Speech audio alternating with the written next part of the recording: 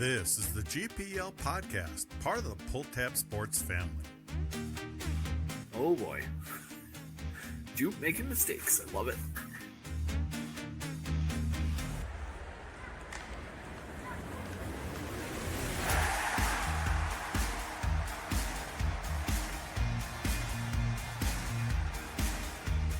So, Sam, I think you might have gotten kicked out of a game, maybe?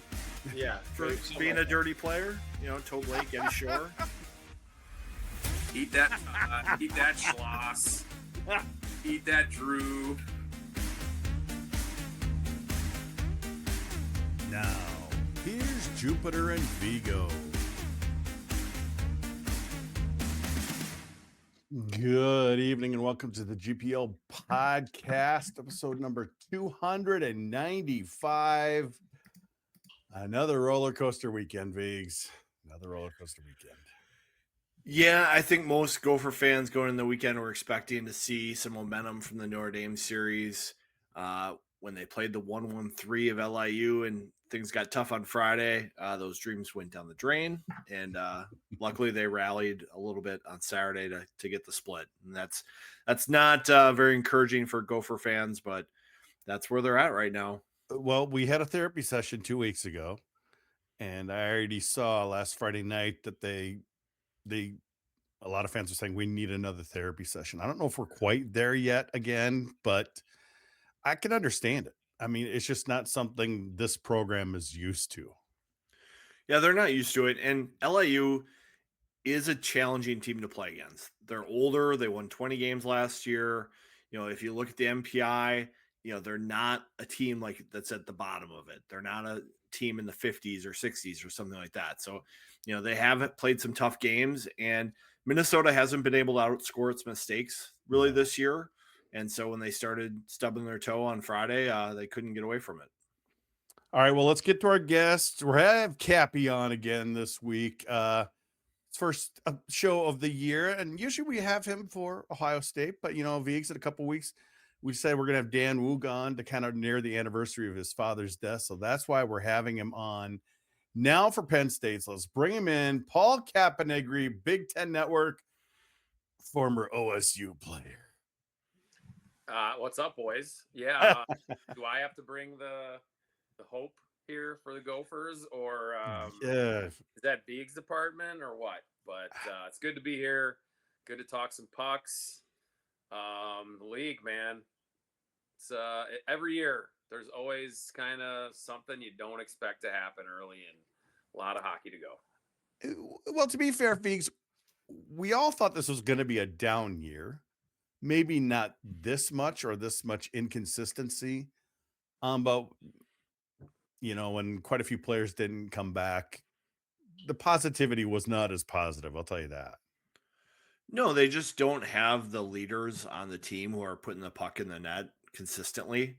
Is probably good for Motzko to see Brody Lamb have some success this past weekend, see Jimmy Clark have some success, but there isn't really a high first round pick on this roster that you can just lean on to drive play, and you can't lean on them to rally the team. And so they're having some guys that are having to pull them in the fight. When your leaders are guys like Luke Middlestat and LJ Mooney, it's a little bit of an adjustment. And those two guys have really set the tone a lot of the time for the Gophers this season. And, it's been a little slower than everyone would like, I think, so far. And Cappy, you were messaging us. I think you messaged us after Friday night, and you were like, I don't know how I'm going to be positive, guys, on the show next week. I'll do my best. Well, that was, I think, after the second period of Friday night's game. Yeah. I was hoping for a big comeback in the third period. Yeah, I mean, you look at the roster, I think it's a solid roster, but there's nobody that jumps off the page, at least right now. I said this off camera. I think they're going to be, and this is on them a lot, and the coaching staff, is I think they're going to be a much better team in the second half. And maybe you're playing a spoiler. Who knows? I mean, who knows what kind of role you can get on? But yeah, it's surprising. I thought they'd be around a 500 team. Tough schedule as always.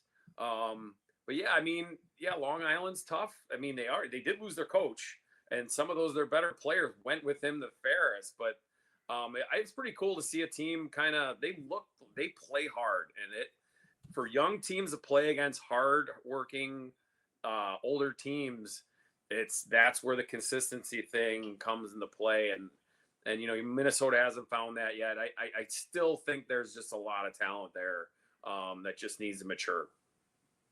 So a 6-2 loss Friday night, Vigs.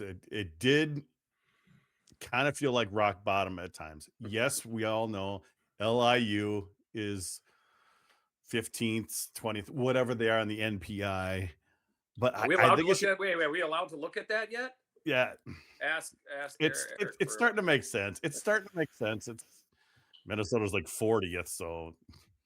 But Vigs, I think it's just more of a old school Gopher mentality. We shouldn't be losing to teams like this. It's a brand new team, just a few years old. But some of us old school guys need to have some different thinking just because of the way college hockey is these days. Well, I think it's never been easier to pull together a roster than in this era. With all the CHL guys, with all the guys you can pull out of the portal, with all the deferred enrollments that are happening across junior hockey, you're able to pull in guys who are 2021 who are going to be hard to play against. And then on top of that, you can get the guys who are 22, 23 in the portal and put together a very competitive roster very quickly. You're not a new coach saying, "Oh, I've got all these holes. I got to pull up an 18-year-old." No coach is really doing that. So it's nice that LIU's been able to take advantage of that. Minnesota, on the other hand, is stuck with their recruits and is kind of taking their licks. And I agree with Cappy. I think the Gophers are going to be a much better team in the second half, but they just got to continue to make progress. And we're seeing some progress on the back end. I think Rombach and Whipple are starting to play better. Having Cal Thomas back is very important for Minnesota. Luke Middlestad's played a ton of minutes so far. They just need a little bit more of that up front. Viggs, what do you think of Thomas' return last weekend? I thought he was fine. He's not really a dynamic first round pick type player. He's kind of a defensive guy who's hard to play against. You wish the penalty kill was playing a little bit better right now because he can play such a big role on the penalty kill and shut down players that way. I think it's been a little slow for his season to get going this year. So we're still waiting and seeing. There was a goal Friday night, Cappy, that I don't know what happened. The puck, the camera couldn't quite keep up with the puck. It must have hit something on the ice because all of a sudden it was in the back of the net. And poor Luca was just like, I don't know what just happened himself. Yeah, I mean, that was what they say the TSN turning point of that game because 5 seconds before that, I mean, Minnesota had a great A where LIU makes a great save. So, I mean, you're talking 2-goal swing there in a matter of seconds.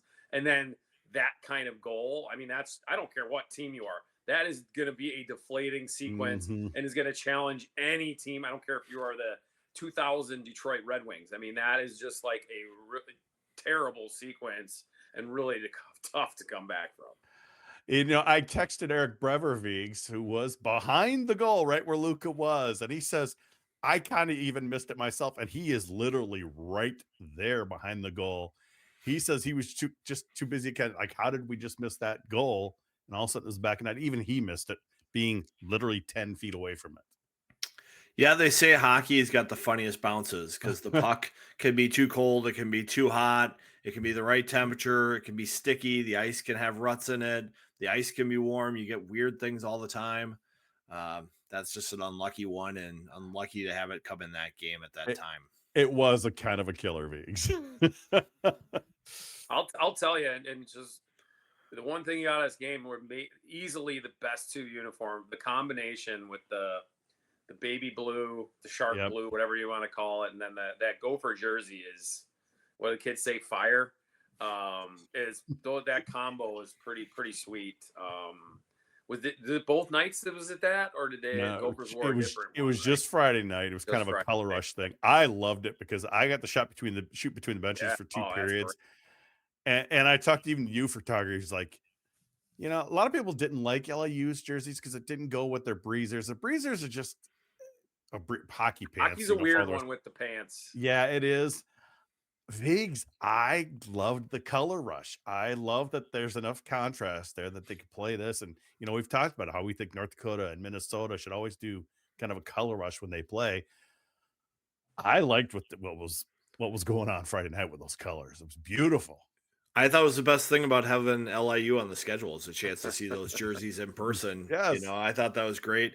You know, I was just reading something this week about how the NHL is maybe going to start encouraging some more color rush games. You know, they were having Detroit against the Rangers, red against blue. And, you know, anytime you can get that to work, I think it's great and it's fun to see. Yeah, they shoot for it in those. Sorry, they shoot for those in like the. I think they just showed the Panthers and the Rangers what they're gonna wear in the Winter Classic, and the going to the pants. Like, what would be a good? Would the blue be good for the pants or the gold? I don't think so. I don't know what they had. I don't think it's almost too much of one of those if you put the breezers in that color. What about white pants? Ooh. White gloves, white pants, yeah. That would be the one of their three colors in their jersey. I think that would be the one you'd go with. Yeah, you're right. With the one that they used, and I just, you know, if we're gonna, that's how bad it went, right? But I mean, even before the game starts, you're like, okay, I'm looking forward to this based on this. Yes, Vigs, you and I played for the Rubes. One time we decided to wear red jerseys when the other team wore green. Great color rush, looked great. Until one of your meat line line mates says I'm red green colorblind. Apparently that's a thing. So I guess you gotta figure that out too, which is too bad. He's like, "What are you doing? I'm like, I didn't know. I guess you could have a red blue. I don't know what all the different kind of color blindness there is, but I guess it could get tricky. We're digging deep now. I know, but I just remember him coming. He's like, I'm red green colorblind. I can't tell the difference between the jerseys. I'm like, oh yeah. Oh my gosh, that's a tough one. I think we still won that game, being so. I look back now. Milan came through. I look back now on our, we wore black. We had black helmets, black pants, and I'm like, look back on that now. I'm like, what were you doing? Because I think what now is great when you got the gray and the scarlet and the white and and the helmet. Like we did go to red, scarlet, and white helmets, home and roads. We never had the football, style like they do now. I thought that was probably the best thing they've done, and it just for all teams. Like I think it just kind of that jersey Minnesota had Friday. That's by far my favorite one I've seen. It's just fresh. It kind of has old vibe to it, but also new. Mm-hmm. It makes a difference. Obviously the team's got to win games. Fans aren't going to get, you know what, if they don't, but I think kids like that. I think it's good for recruiting, those little things. It's funny how that, does bring some attention. Speaking of attention and bad attention, Vigs, the Gopher penalty kill right now is 62nd out of 63 teams in college hockey right now. And it definitely showed Friday night. What they give up 3 out of 4 opportunities. Yeah, it's not going well for the penalty kill. And, when you ask the coaches about it, they're like, it's on us. We got to fix it. You ask the players, it's on us. We got to block shots. We got to be in the right spots. We got to be clear with our transitions and trades and positioning. And it's just too many mistakes. I think it's been a real weakness of this team so far, and it's a surprising one for me. They do have some defenders who have some defending acumen. They have some forwards who have killed some penalties before, but this is a good coaching staff. You'd think they'd be able to figure this out a little bit faster than they have. And then on top of that, your best penalty killer sometimes has to be your goalie. And I'm not saying this is all on the goaltending, but you just need a little bit more consistency there. And so if this team is going to be a spoiler in the second half and maybe have a chance to be that team that could, improve itself enough, goaltending and penalty kill are going to have to come through for them. And Cappy, it didn't help as they started the weekend. They were also like 60th out of 63 on the power play. They did improve it over Saturday night, but special teams not going good for Minnesota. Yeah, obviously, I think Cal Thomas over time now, if he's healthy, will help the PK.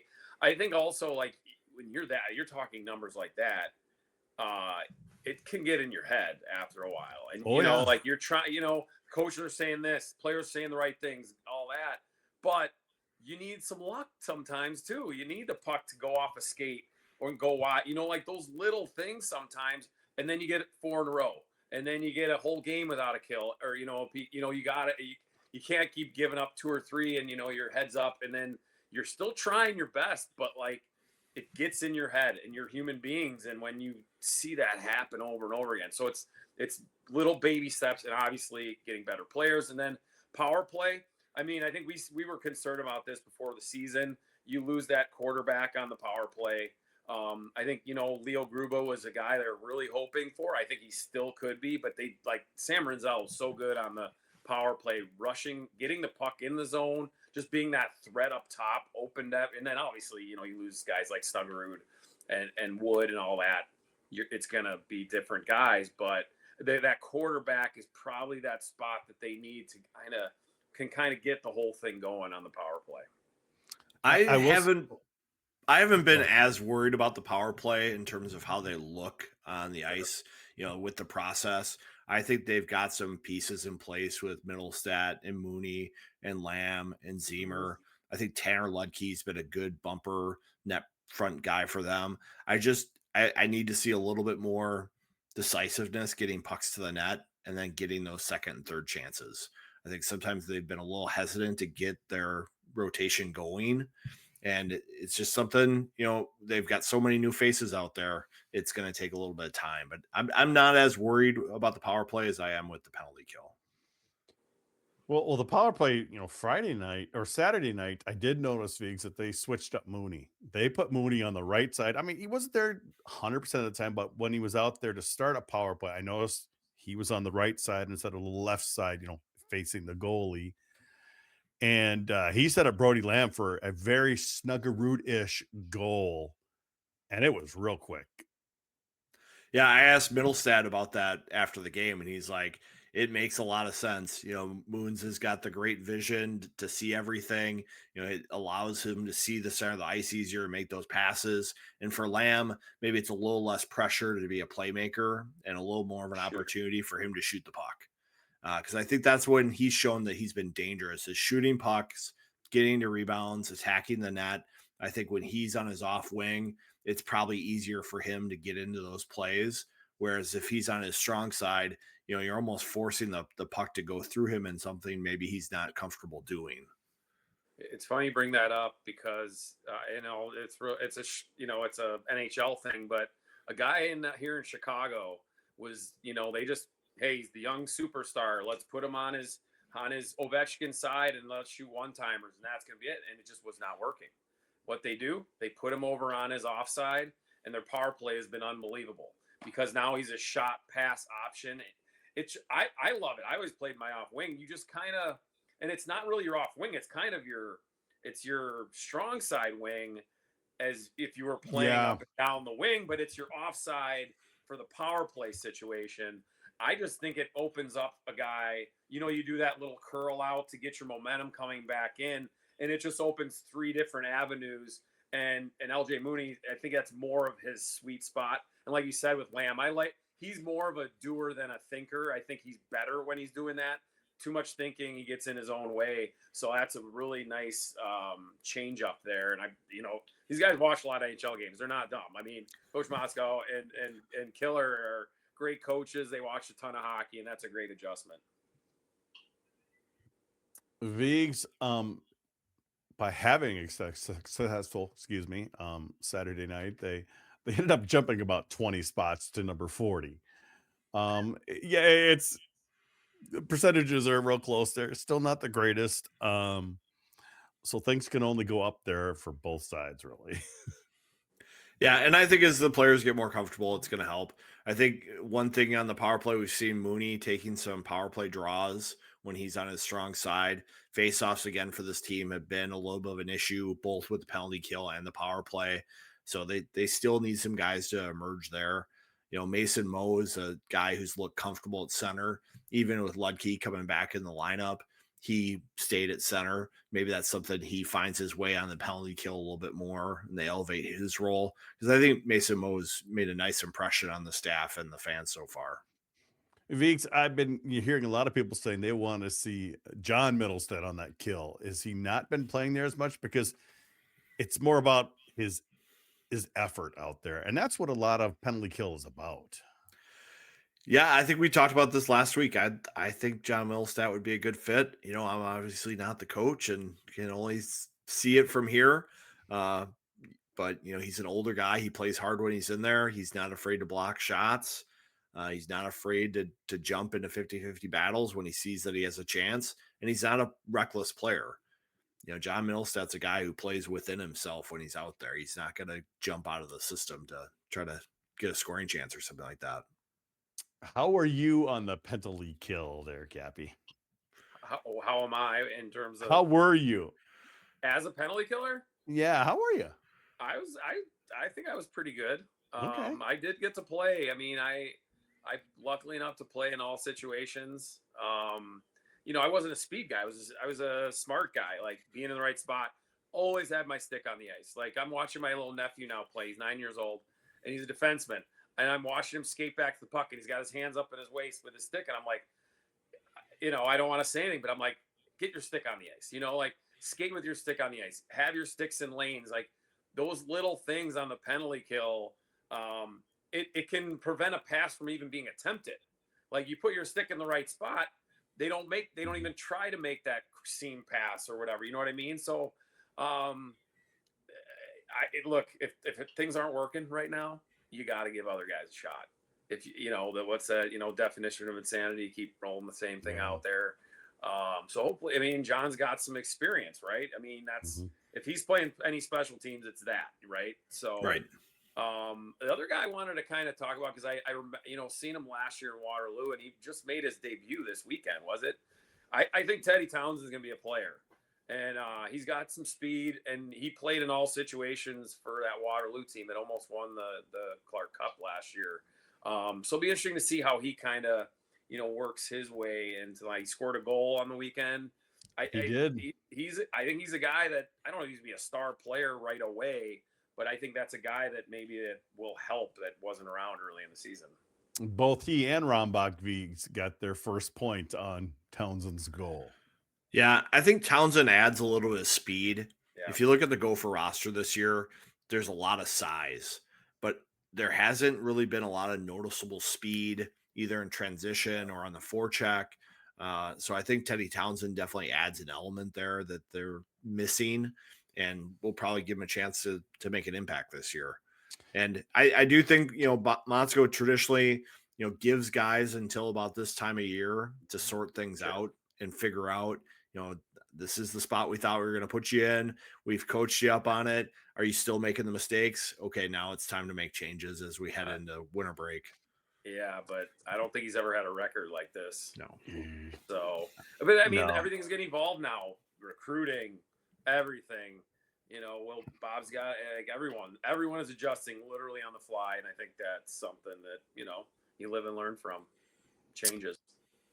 Viggs, so speaking of size and kind of speaking of your Pride on Ice behind you there, it's going to be a whiteout this Friday night. And if anyone saw the video showing that your little Pride on Ice towel there between Rombach and LJ Mooney today, it's a foot difference between those two. Yeah, at the summer showcase, we definitely saw the difference when I'm looking way up at one and a little bit down at the other one. So, yeah, the towels will be out on Friday night, one in every seat. I know that some of them might be autographed, so keep your eye out if you're going to the game. Very cool. Very cool. Yeah. Nice. when I Nice. got LJ Mooney video a couple weeks ago, right before he started, I think he saw me tilt the camera down, and I'm like, "Oh, don't look what I'm doing." I think he's a pretty self-aware kid. He knows, and I think he uses it as a you're not it's something like per se in what you did, but like he's probably dealt with in his Yeah. life throughout. Oh yeah, and he's got a great personality, Viggs. He's very fun to talk to. Yeah, and except if you were on the LAU bench at the end of the game on Saturday, Mooney drew a penalty there in front of the Sharks, and it was letting them hear it that they were getting the split that night. So Well, he's got to be careful. He's got to be careful with that because, yeah, exactly what you just said. The last part of that sentence, you can't be talking that way after a split at home against a 3-year program. Sorry, probably not. If it's against Gavin McKenna at the end of this weekend, maybe it's a little bit different story. Yeah, maybe. Yeah. Well, I think it was top 5 team in the country. Yes. I think Ludke ended up getting a penalty similar to that on Friday night, Viggs, for basically dropping a couple swear words at the ref, and got himself 10-minute misconduct, and could have gotten also a 2-minute minor there, so it should have been a 2-man advantage for LIU, but old Bruggeman admitted he just forgot. It was a tough series, a lot of penalties. I was listening to Wally a little bit on the radio, and he's like, "These guys love to call penalties," and I wanted to go right away to our GPL page where we've got all the stats on the officials as they've called penalties in Gopher series over the years. And I don't think Brueggemann's that out of line with what he calls. No, it's just it was a tight weekend this weekend, and Friday was a tough one for Minnesota, and then on Saturday it worked out. So tell me the positives from that Saturday win, Viggs. I think the fact that they followed through on what the coaching staff wanted them to do. Motzko said, you give up 6 goals. All we were talking about was our play in the offensive zone, creating traffic, getting in front of the goalie, taking away his eyes. Because if you saw on Friday night, Minnesota had chances. Oh, yes. They had chances, but the goalie saw everything. Everything was, right in front of him, and so he could make saves on it. Some of them were lucky with the reverse paddle on Lamb early, but other ones were great saves. And so if you put a little traffic in front of a goalie, his job gets a lot harder. And so seeing Minnesota do that and execute that game plan and get a lot of goals around the net from a lot of different people had to be encouraging to see. Cappy, we're just looking for some kind of consistency. This up and down stuff is just not going to fly. Yeah, I mean, well, they had a really nice weekend before that, right? So you're thinking, hey, okay, let's go. But that's where you get maybe the inexperience of some young guys that, okay, we just swept Notre Dame at home. Clearly, this team's not going to be as good as Notre Dame. So, and it can be just this much of us take a little off the pedal, and then like you said, a goaltender makes some saves. You get a fluky goal at the other end, and bang, the vibes can change that fast. So maybe that's a really good learning game that you didn't want, obviously, but maybe you needed a little just to like remind these young guys that you can never take your foot off the pedal against any team. Yeah, you might not have your best game that night, but you're going to bring your intensity and your effort every night. And you can never let that down in college hockey now because, I mean, you're seeing it all over. Denver lost to Lindenwood. Ohio State lost to Sacred Heart. I mean, anybody can beat anybody on any given night in college hockey now, like how Viggs talked about how deep the pool is. And I mean, honestly, there could be another 6 or 8 Division I teams easily right now, minimum. Especially now that the pool is wide open, the European players, well, obviously that, yes. Yeah. But just in terms of players and how hard it is now to get into college hockey and get a Division I scholarship. All right. Well, it's time to move on, Viggs. And that means we need to talk about one of our sponsors here, Gateway Fiber. They have the north side all covered, don't they? That's right. We're the state of hockey, and a bad internet connection's like a bad line change. Slows everything down, causes chaos, might even lose you the game. Gateway Fiber's here. Keep your internet skating at full speed. They've been taking on big cable for years and have come to Minnesota offering faster speeds, better reliability, and customer service that doesn't sit in the penalty box. Gateway Fiber isn't just another provider. They're on your team. Visit gatewayfiber.com or call 888-201-4339 to see if Gateway Fiber is available in your area, because life's too short for bad internet. All right. And of course, we thank Gateway Fiber for sponsoring the GPL podcast. Top 20 this week, Vigs. You're starting to get a little more consistency at the top. Well, I think one of the things in college hockey, as Cappy was just saying, is that so many teams are dropping games. It's really hard to see who's separating right now in the top 20. I've got the West at the top of my poll. Maybe it's my Western bias, but I've just seen the Western teams have the bigger wins, have less games that they're dropping. Whereas on the East Coast, you're just seeing so many teams that lose games you don't expect them to lose. And it's just hard to really figure out which one of them is going to elevate into even the top 5 right now at this point. But Michigan State looks really, really strong. They played Penn State really hard this last weekend. Denver's recovered after some early losses. And I think we've been surprised with North Dakota and Minnesota Duluth this year, how well they've played. Minnesota Duluth lost one game this last weekend, but they still have a very strong record. Those North Dakota fans are probably thinking Minnesota's really dragging us down right now. I mean, they lost 5-1 at home to Minnesota. From well, hey, I mean, look, North Dakota's had a couple rough years and not that far distant, ago. But I'm a little surprised with Michigan dropping from 6-2 to 6 after winning at Penn State 7-1 and then losing 4-2. That's a precipitous drop playing a top 5 team on the road. Just looking at what you have, I mean, you have some teams in that I have in at the bottom, like look, I'm going to go homer here with Ohio State. I don't know how they're not in the rankings right now. But whatever. Dartmouth 6-0. You got to give them. I haven't seen them play, but they're 6-0. BU is it's wild. I barely have them in. I think I had them at 18. I mean, the one East team that I have higher is Quinnipiac. I have them at about 6, I think, or 5. I mean, they just demolished BU the other night, 6-2. But then they dropped the game to Yale the week before, so it's like it's hard. Okay, but look, I mean, you got Denver at 2. They lost to Lindenwood. I mean, it's wild. They just been a little more consistent. But I mean, I don't know. You haven't seen all these teams play a ton of games. UConn is a tough team. Duluth. I think I still have Duluth at like 4. They're just consistent on offense. They're just scoring goals and Guyon and net is talk about a guy that has been able to delete his freshman year and now as a sophomore has been really, really good. Vigs, we do need to keep. I was just gonna say you need to keep an eye on Dartmouth because they are 6-0 and they're number 1 in the NPI right now. NPI is still coming together, yes, but it is making more sense each week. You've been saying. I feel like we're starting to get some information out of it that aligns a little bit.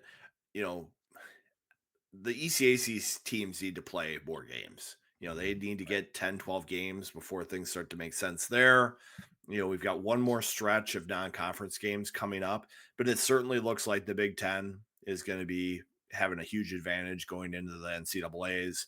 NCHC is the second conference in terms of that ranking, and then Hockey East. So I think that's one of the things you can usually get from MPI and Pairwise is like your conferences are going to have teams up there. And I definitely think we're getting a top 8 that's starting to separate itself from the rest of the college hockey. But then 9 to like 16 are teams that you feel like should be there, but you don't know where they are or if one of them should maybe get in the top 8. And then after that, there's just a cycle of about 8 or 9 teams that are all kind of that 16 to 25 right now. And it's really hard to identify who out of that group is going to be competing for a bid at the end of the year. Tech, Omaha, Minnesota State. You've had Tech and Minnesota State in the top 20 this year, Vigs. So they've made a return appearance. Omaha's been up and down, right? Yeah. Like, very. They've got a great goalie, and they're just hard to beat because of that. Yeah. I've had Union in. I mean, their record's really good. I saw Bushi had RIT in his 16. I'm like, where did this come from? And I looked, and they're 9-2. And I mean, you gotta give them a little credit for that. I don't know who they've beaten. I don't think they've beaten anybody, but still 9-2 is 9-2. I'm sure he did that just as a little bit of a, hey, little.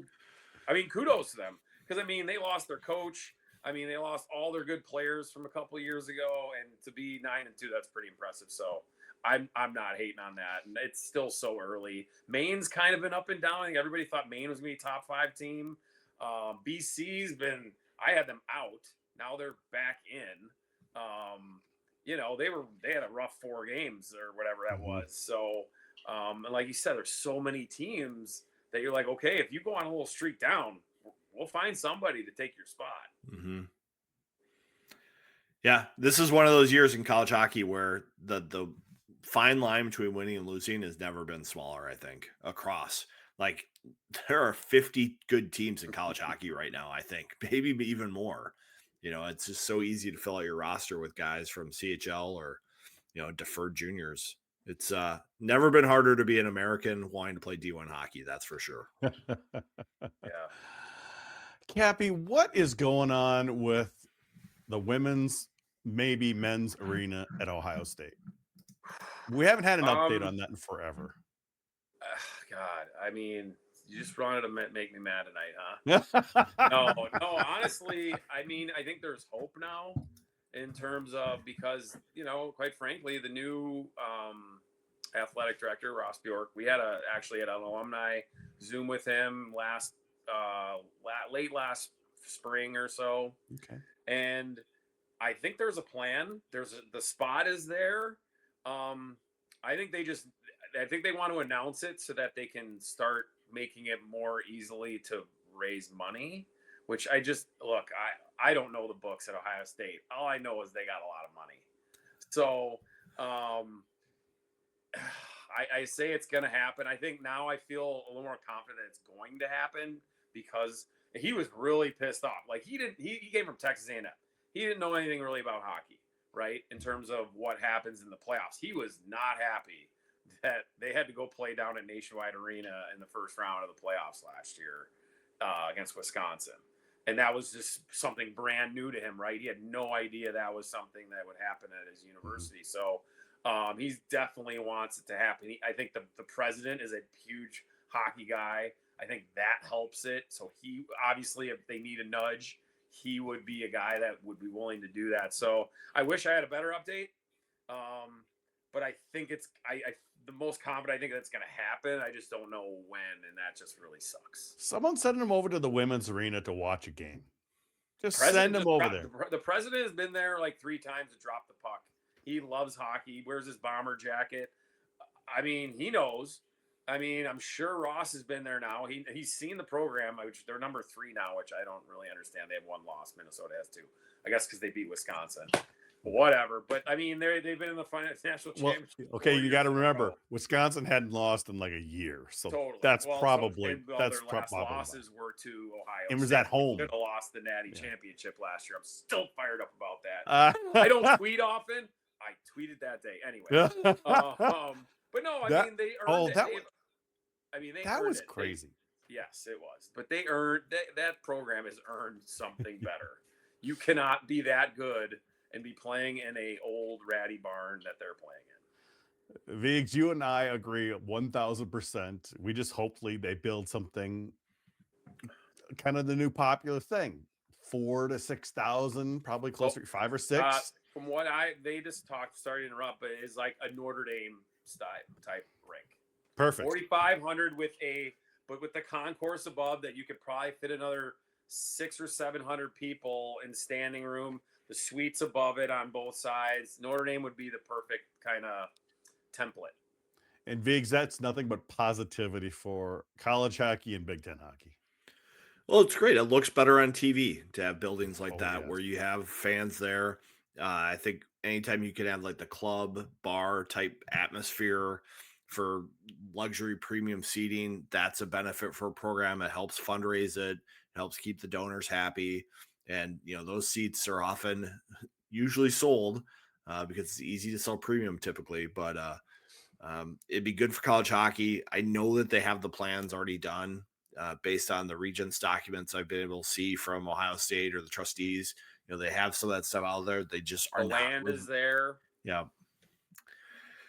It's just Money. a crazy time in college athletics. Where's all that money going? It's going to football and basketball and football's pretty good. Revenue share and Well, Viggs, they have some debt to pay off. Viggs, we did get an interesting, a message on GPL message board today talking about, the word is out there, Michigan State and Penn State, they're spending like $1 million or $2 million a piece on hockey players. And my basic response is, we know nothing. What we're really going off of is most likely parents putting dollar figures out there, and to the lesser point, agents as well. There is nothing to confirm any kind of money at any school when it comes to hockey right now.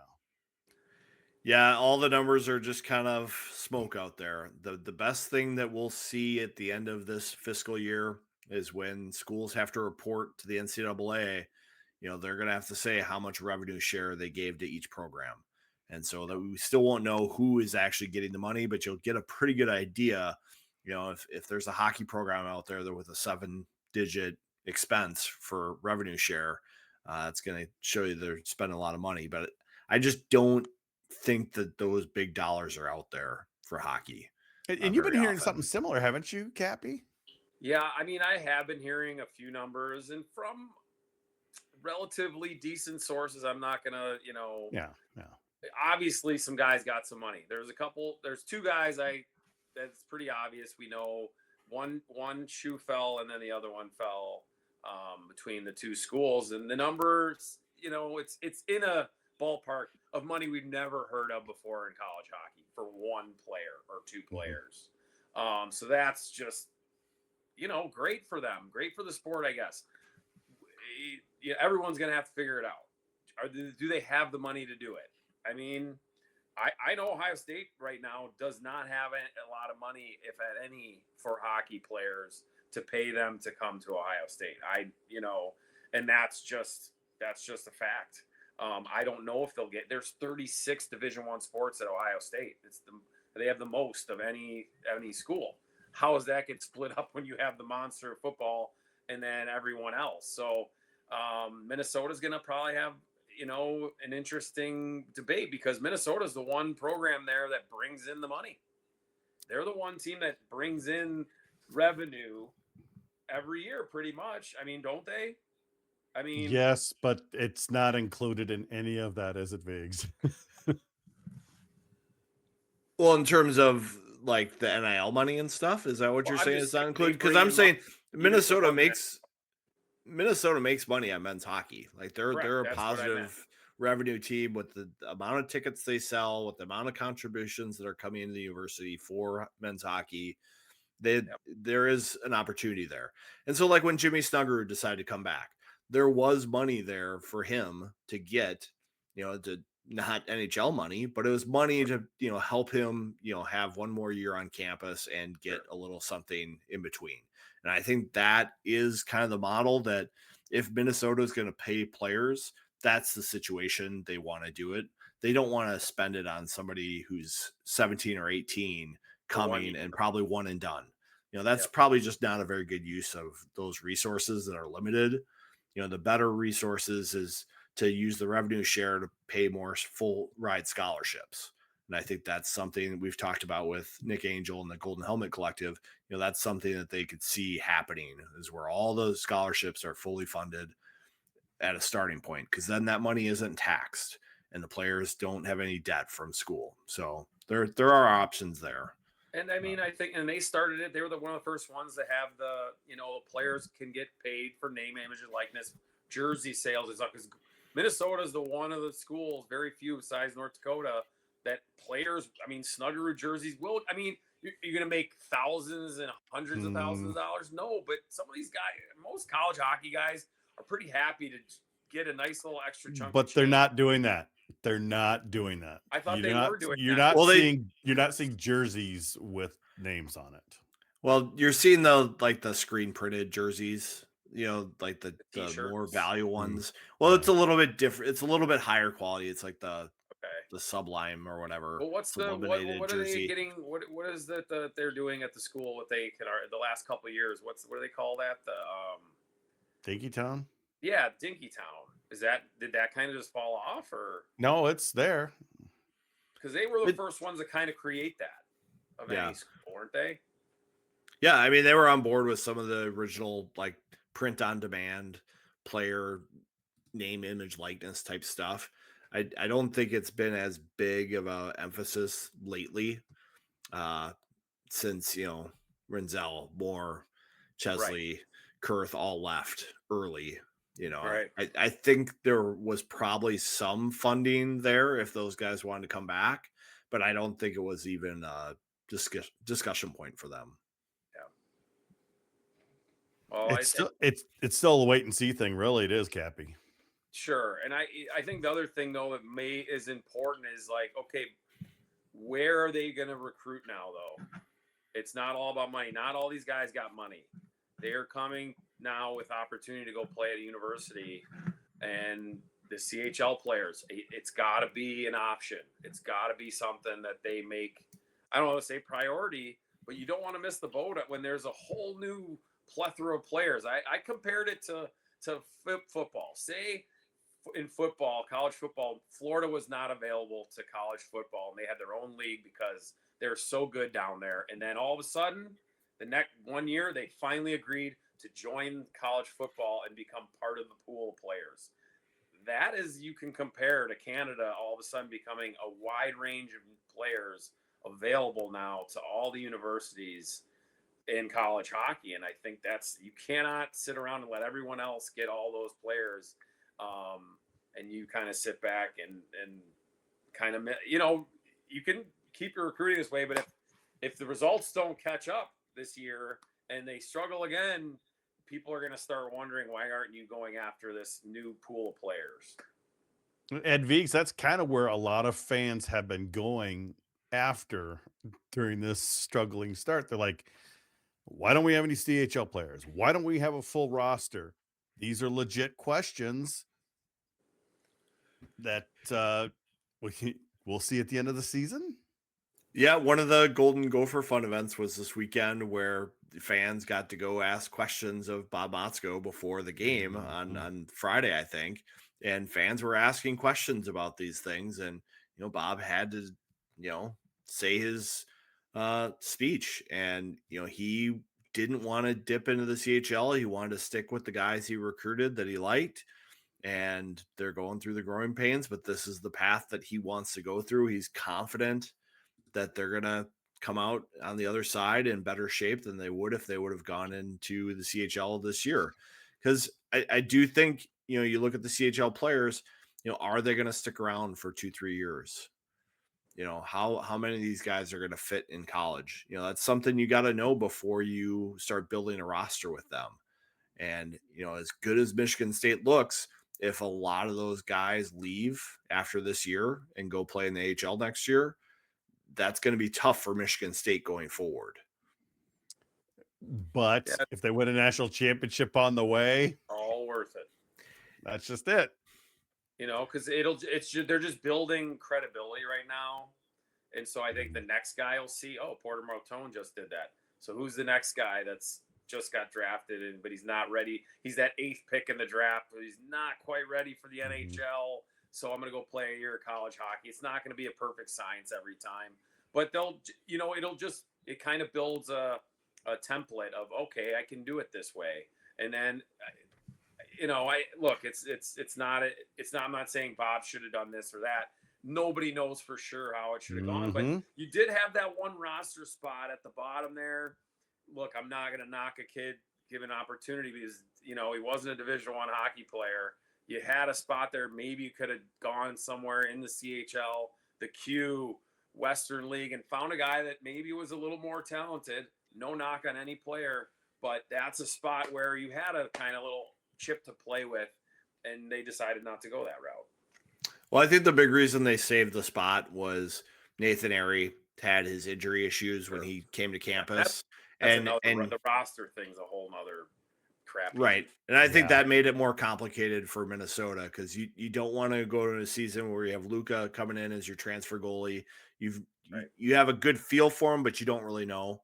Right. And then you have a goalie who's got an injury history. And then you've got a third goalie who's more of a practice goalie. Sure. Not someone you want to have starting a lot of games. Worked out with Justin Close, but I don't know if Lightning's going to strike twice in that situation. And you probably don't want to do that if you're Minnesota. So I think that's a big reason why they kept that extra spot. It was a tough call, and I don't agree with this 26 roster. No. I think it'll change, just like everything. They splash a number out there, and then you work off of it. So hopefully it gets there, at least get some kind of leeway on it.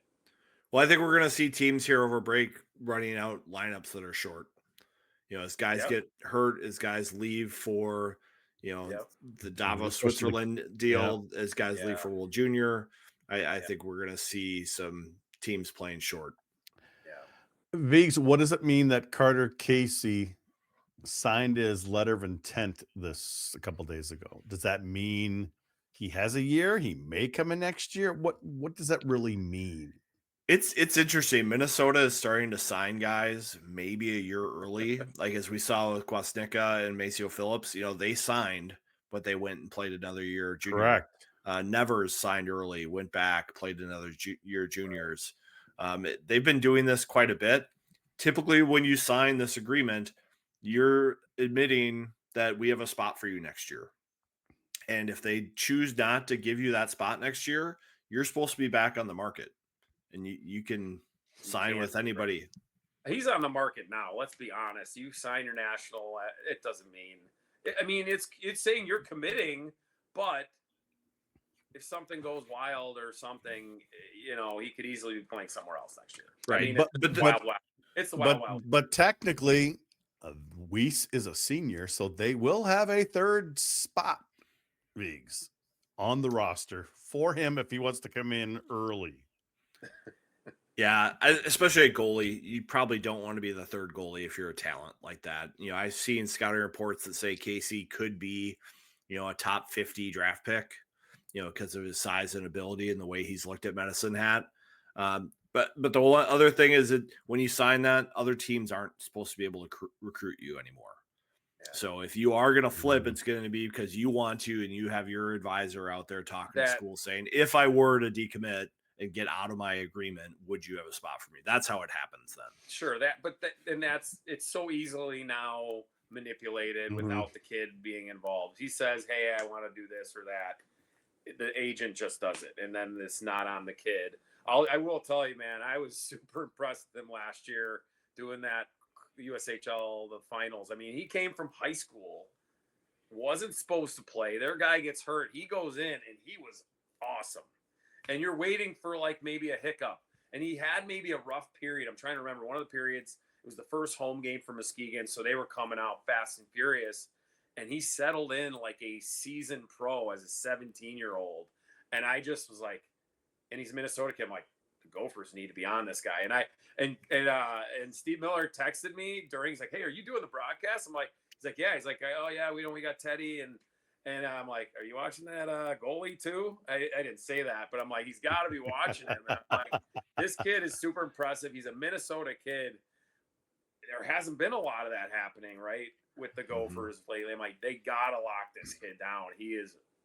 He looks really good. And from what you've said, he's having another, full year now in junior, and he's doing well. If things go a little crooked this year completely, I would not be surprised if he's on the team next year. Right. I mean, both goalies are juniors, right? Yeah. Correct. I mean, you want goalies to play. So if you're gonna get him, that means he's getting a fair chance. Well, you might be having conversations with one of those other guys saying, "Hey, we're bringing in this guy. You're one of three if you want it, or you can go and that's the business now, right? This is the NH. This is pro hockey. You can." Essentially, it is. Yeah, I'm out. I'm going to wherever. So, but I was really impressed with him last year. That's a good recruit to get. All right, we need to get to Penn State here, and obviously Mr. NIL himself, Gavin McKenna, coming in. But first, Viggs, have you been shopping at Cub yet for Thanksgiving? I've started to put together a menu. I've been browsing some of the items at Cub. Okay. I'm down there because it's fall. We're still doing the apples, we're still doing the caramel dip, but we're starting to get into a little more pumpkin stuff as we get ready for Thanksgiving. And Cub's your one-stop shop for everything fall. Whether you're baking, hosting, game day, Thanksgiving, cozy night in, Cub has the flavors that make fall feel like fall. So swing by your local Cub, stock up on all your seasonal favorites because nothing says fall in Minnesota like comfort food from Cub. Shop happy. All right, Viggs. I expect we're gonna have a full menu next week from your purchases at Cub for Thanksgiving with Kinger next weekend. You got something, Cappy? I gotta say, I don't know if this has ever happened on your podcast, but if my iPad runs out of battery, I'm switching to my phone here quick. So I have it ready just for you. If we gotta switch me out and put me on my iPhone, yeah, you could. Just plug it in. I'm in the middle of a room, and my 10-foot one is too far away. So if that happens, I'm at 4%. Such a rookie mistake, huh? I got low power mode. He's been on the show like 50 million times. I had this thing at 100%. I don't know where it went. The juice is gone. He was freezing up a little bit, Viggs. I'm a little worried. See, that's what's happening. Big TV star Cappy. Oh. Yeah. Are you kidding? I've been on once in October. I mean. He's bitter. I'm waiting very restlessly to get back in there. So hopefully I don't. Well, I'm going to fall off here at some point.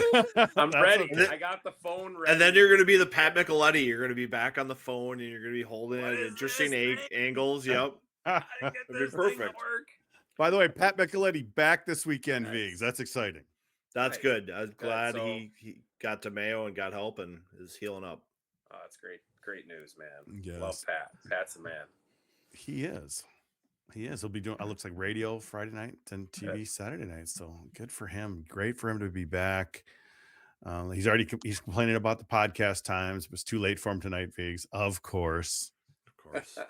What are you trying to help him? 9:00 instead of 9:30. Yeah, if we can, when we have him on the second half of the season, we'll try to move it up. Try, right, Viggs? We'll try. We'll look at the schedules. Yeah. I'm coaching my 2 hockey teams. It's challenging. I was on the ice tonight, so busy man. That's why I was right on the bucket at 9:00 here. So Cappy, national perspective of Penn State. You are an expert on this. I know you've been watching the Nittany Lions, and of course, good. They're missing their best defenseman, a key guy, Cade Christensen, who came on last year, was maybe their best defenseman. Has been out all year. Big number 27, kind of just a calming guy back there. I think that would make their decor better. And then look. That line, everyone thought McKenna. Like, people forgot like how that team got to the Frozen Four last year? It was the DeMarco, Webush, and Serrato line, and those guys have been awesome. I think this is the first time they've ever had crazy, expectations. Yes, and they're getting everybody's best shot. They're not the little guy anymore. And it is not easy. I think they thought they were just gonna Stonehill and like they were just gonna go roll through those games, and that did not happen. So I think they're in a learning curve, and they're also like trying to deal with this another thing nobody's ever dealt with. Is you get this guy Gavin McKenna, who's larger than life, comes to Happy Valley to play college hockey, which is just.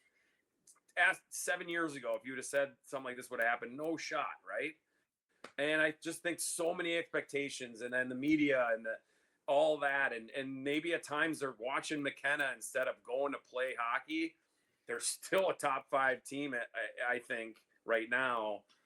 It's just a whirlwind of stuff, and I think I'm waiting till like January, February, especially on McKenna alone, once he goes to World Juniors and comes back. I just think that this team is hard to judge right now until later in the year to get kind of their full product. and maybe just out of this haze of expectations for the first time ever. So yeah, it's an interesting team. Their goaltending, I actually like the freshman maybe a little better. Fleming has been more consistent than I think Riedler's got the talent. You've seen it at times, but he's also let some loose ones in. So we'll see. It's interesting. They won with Fleming and net. I'm assuming he's going to go on Friday night, the freshman. So interesting team coming in. I don't know what to expect on Friday night, to be honest. Honestly, Viggs, I don't know what to expect either. Yeah, I mean, it's going to be one of those games where I think Minnesota has to find their identity that I've been suggesting they have to play this year, which is hard to play against, disciplined, defensive, stay out of the box, possess the puck, string shifts together. Like, you have to play that way with, I think, the roster the Gophers have this year. So I think at times they haven't shown that they understand that part of the game, and they get into loose play and they get a little bit on their heels and they don't close gaps, and all of a sudden you give the other team some momentum and you get hemmed in, and then you're just defending, dumping, getting off. The next line's out there defending, dumping, getting off, and they don't have the players to really kind of get possession back of the game. So I think that's their challenge this weekend is to play the style that they're going to have to play to be successful. And it's going to be tricky against Penn State, who is so much in your face all the time. They they are going to challenge you. They're going to put pressure on your defense. They're going to put 2 forecheckers on the puck a lot. They're going to overload sides of the ice.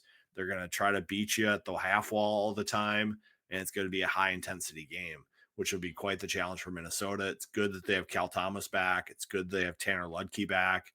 I think it's good that Mason Moe is developing as a center for them. Can handle some of that physicality, but it's going to be a big test. Viggs, I'm still waiting for Paulson to arrive. I think a lot of fans are as well. Yeah, I think we had high hopes with the way he and Hendrickson played in the USHL and the way he started to click just before he got hurt last year. We just especially with haven't Snuggerud, yes. Yeah, we just haven't seen him elevate his game yet this season. I don't know if he's running out of time or not, but it's definitely a player that's on the brink here, I think. Got to stay out of the box. You said that penalty kill. I mean, yes, Cal Thomas will help, and it's his second weekend. But, man, that power play, Penn State can be dangerous with those. They put they put that line out there with McKenna, and then I think they had Smith out there, the other young freshman first rounder, as the point man. But those guys can whip it around. So, you say be aggressive, but that fine line of don't get that penalty, don't finish that check or too high, or, those little things, those details, like you said, are going to be important to be aggressive, but don't take those penalties and get yourself behind on that power play. Well, and I think Motzko and Miller, I can hear them at practice saying position, position, position, and don't use your stick. Your stick has to be on the ice to be block passing lanes, but it can't be in the body. And your positioning has to be on the right side of the players all the time. And that's one of the things I think they've been getting caught on, is they're on the wrong side and then they use their stick and then they're in the box. Predictions? I know, but man. I saw you wincing. I'm like, that's what he's thinking. We've been so bad this year, Viggs. I mean, really bad.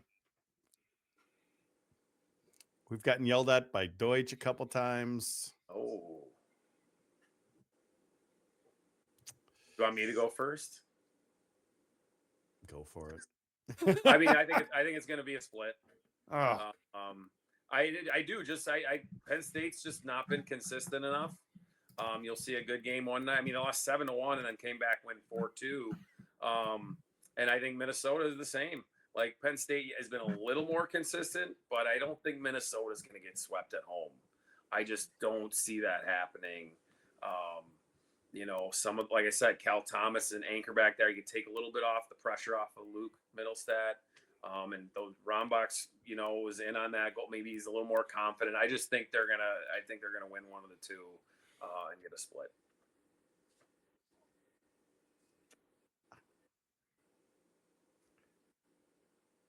I'm taking only 1 point for Minnesota right now. An overtime loss. Overtime, overtime, yes.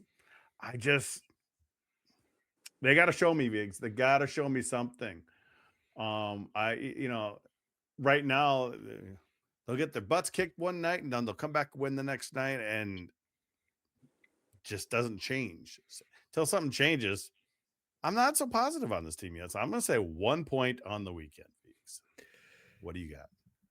I think that the big fear for me is that Penn State has their bad game on Friday night and Minnesota somehow gives it away. You know what I mean? I think that's the only way Minnesota gets swept, because I do think Minnesota plays one game well on the weekend. It's just you worry that it could come when the other team has their A game too. Right. So I get pretty nervous about Friday's game. I was just looking at the odds. Penn State's a minus 166 favorite. Gophers plus 130 dog.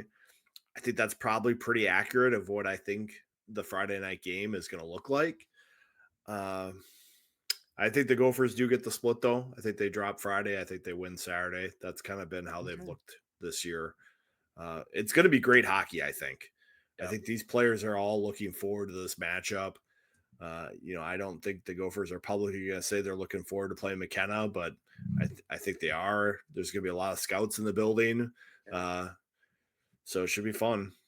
How about the fans? How's the tickets going? Do we know? I don't think tickets are great, and that's probably the most disappointing thing. Is this should be a big series? Yeah, but people are still bitter. They're down on Penn State. They don't care about Penn State yet. Football's on the road. They're at Northwestern playing at Wrigley Field, so I can't imagine that's going to be a big draw for people. It's not like the trip that they took out to Cal or USC, where a lot of the Gopher fandom really wanted to take that trip. Maybe some want to go see the game at Wrigley, but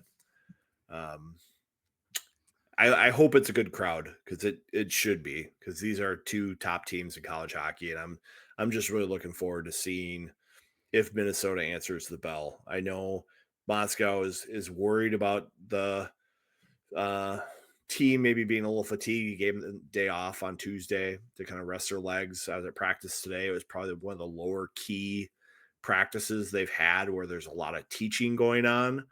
So I think he's just trying to pull the reins back just a little bit so that they can go on the weekend.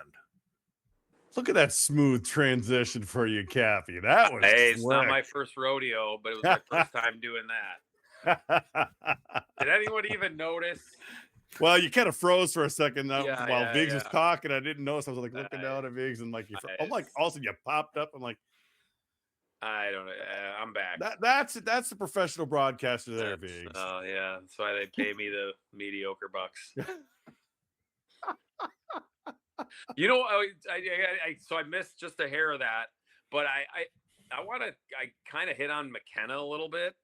I'm a little surprised, cause you watch some highlights of him, right? I don't know if anyone watched a ton of a full game of him, right? And seen I think. He's 17 years old. I think he's doing a pretty good job. I think there's a lot left there. I think he's got to work. He's got to be a little tougher in the trenches, and I think that's why he decided to come here as opposed to staying in the WHL and scoring 160 points, and then jumping to the NHL. I think this is exactly why, and I think it's a learning thing. He's not used to getting held scoreless in games, and he's had that a bunch of times. So I'm trying to hold off my full kind of, because there's now people saying he's struggling, that he's not the guaranteed number one pick in the draft, which is kind of wild.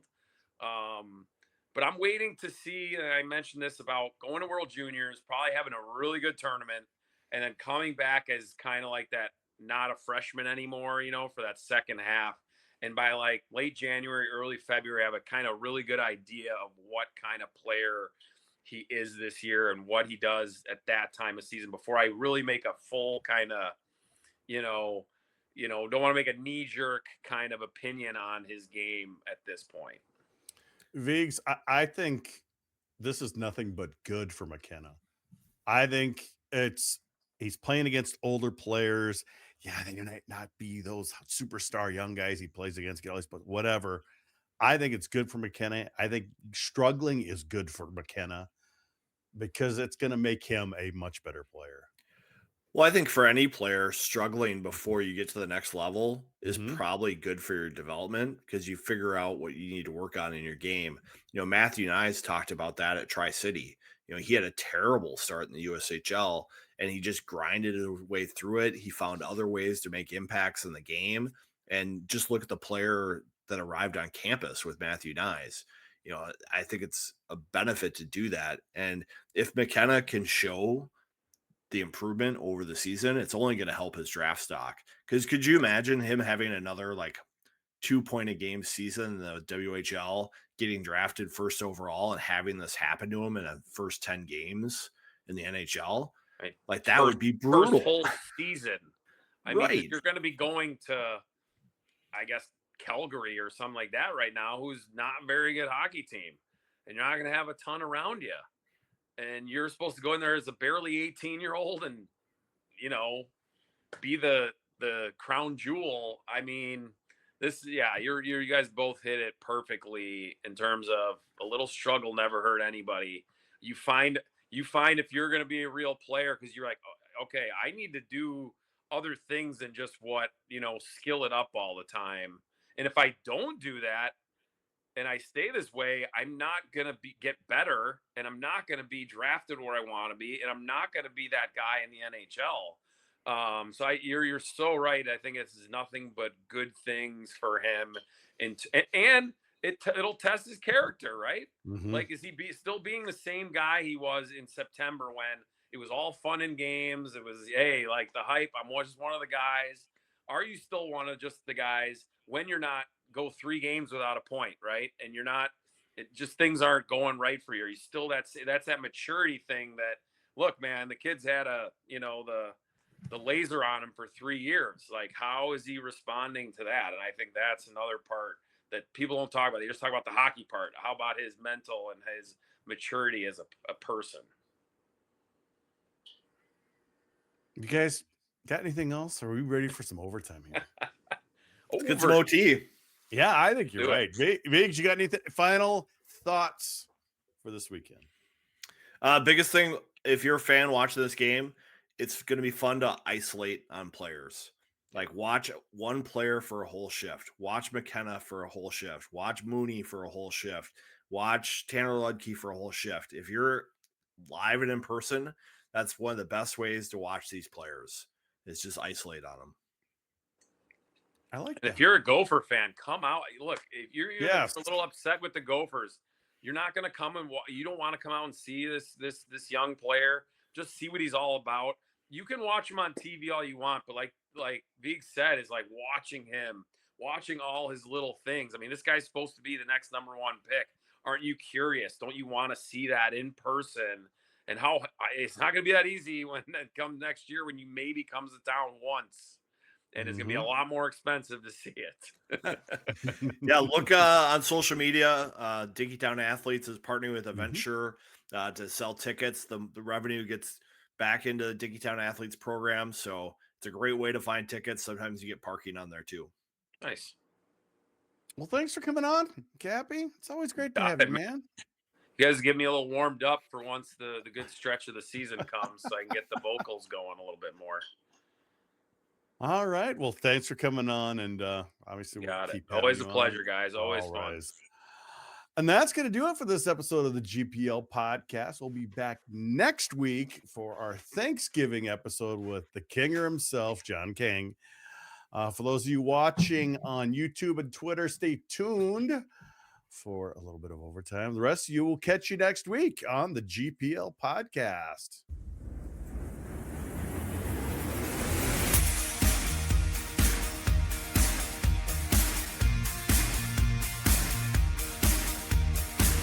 If you are watching on YouTube, hit that subscribe button and get notified each time we go live or post a video. If you listen on Apple Podcasts or Spotify, please rate our show and leave a review.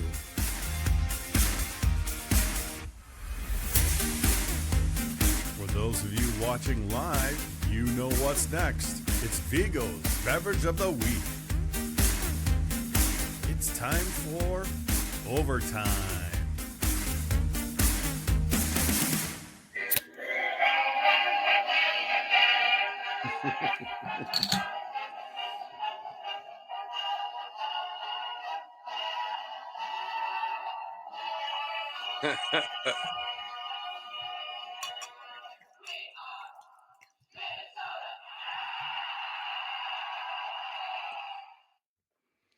Chocolate. All right. Yeah, this is Dogfish Brewing here, Utopia Barrel Age Worldwide Stout. It's Utopia season out there right now, so if you're into that kind of thing, really expensive beer, but the Barrel Age Stout, a little more approachable. It's like a Dr. Pepper. Does not taste like a Dr. Pepper. It is super rich. Nice. It's my first time having this. Utopia is like a specially brewed beer that's like 20%. It's like an ice wine kind of thing. Like it's really high content beer. Yeah. And so they age this in barrels with it, and it's really good. 20%. That's like 5 beers in one. Yeah, I don't think this one's 20% because this is the stout aged in the Okay. Utopia barrels. Right. You're Half getting a old. beer and you'll be a little buzzed. Yeah. I'm guessing that the press box will be a little more full this weekend just because of one Gavin McKenna's. I mean, I would expect it to be full, but I saw that a lot of scouts were at the Michigan State series. So I wonder if they're going to see him again, the next week to see how he responds, especially after all the media that was out there with comments about his game. You mean the Michigan series or the Michigan State at Michigan State series? At Michigan State. 2 weeks ago. Yeah, 2 weeks ago. Okay. So I would think they're going to be watching him a ton. I mean, look, man, this is pretty important draft. If you're going to have that pick, like you want to see him day to day, like week to week, I would think. How about sending Rick Pizzo out to Hockey Valley? I mean, wow. And I guess the ratings were not great, but I don't know if they didn't hype it up enough. They didn't, get it. If you're going to do that, I feel like you got to give it a little more publicity, right? Well, you didn't even know about it really. We were like telling you, we're looking at the schedule. We're looking at the schedule like, okay, something looks weird here because of the timing of games. It looks like it's going to be on TV, and then schedule. Well, that was a month before, right? It was before. It was it was within 2. It was within 2 weeks. That whole week should have been built up, right? I think a little more social media and stuff like that. Look, they've got football, of course, drives the train. Yes. But if you're going to invest in sending and have a pregame show and everything, because it's a build up for the season, right? It's a build up for the rest of the season down the road, and probably didn't go, and then they lose, right? But Clarkson's turning out to be not too bad of a team, right? So it's just funny how that works. And another team that's going to get those Quebec League players, OHL guys that are 20, 21s. Why wouldn't they? They're going to be, college hockey is going to be really hard. Like number 60 can beat number 2 in a couple of years, I think. Well, I think it's going to require more of the American players to come in at 19. Sure. Rather than always, you have so many that want to come in at 18. Yeah. But like Maceo Phillips and Kwasnika going and playing that extra year post-national program. Yeah. I think that's going to become the routine for anybody who's not a first-round pick. Yeah. And maybe if you're a late first-round pick. Like Strammel probably should have played another year somewhere before going to Wisconsin. Yeah, he was really young. Yeah. Yeah. And look at him. I mean, he's a 21-year-old senior, and he's an old man, but he's 21.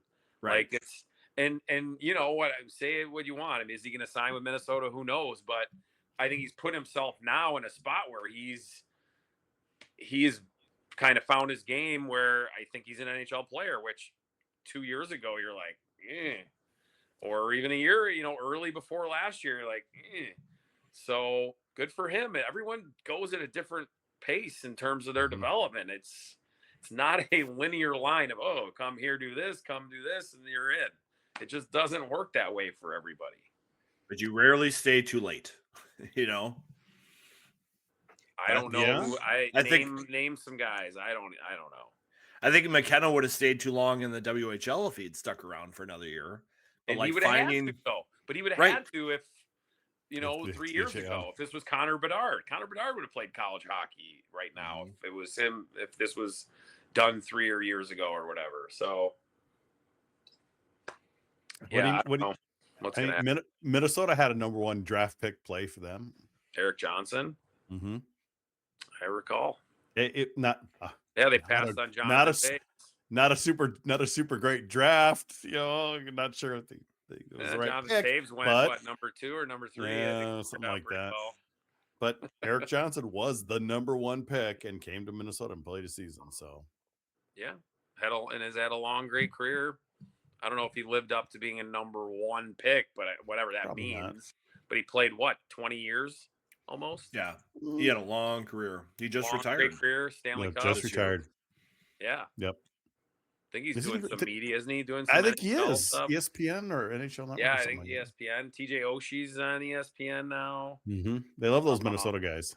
It looks like I might be doing ESPN for the tournament this year.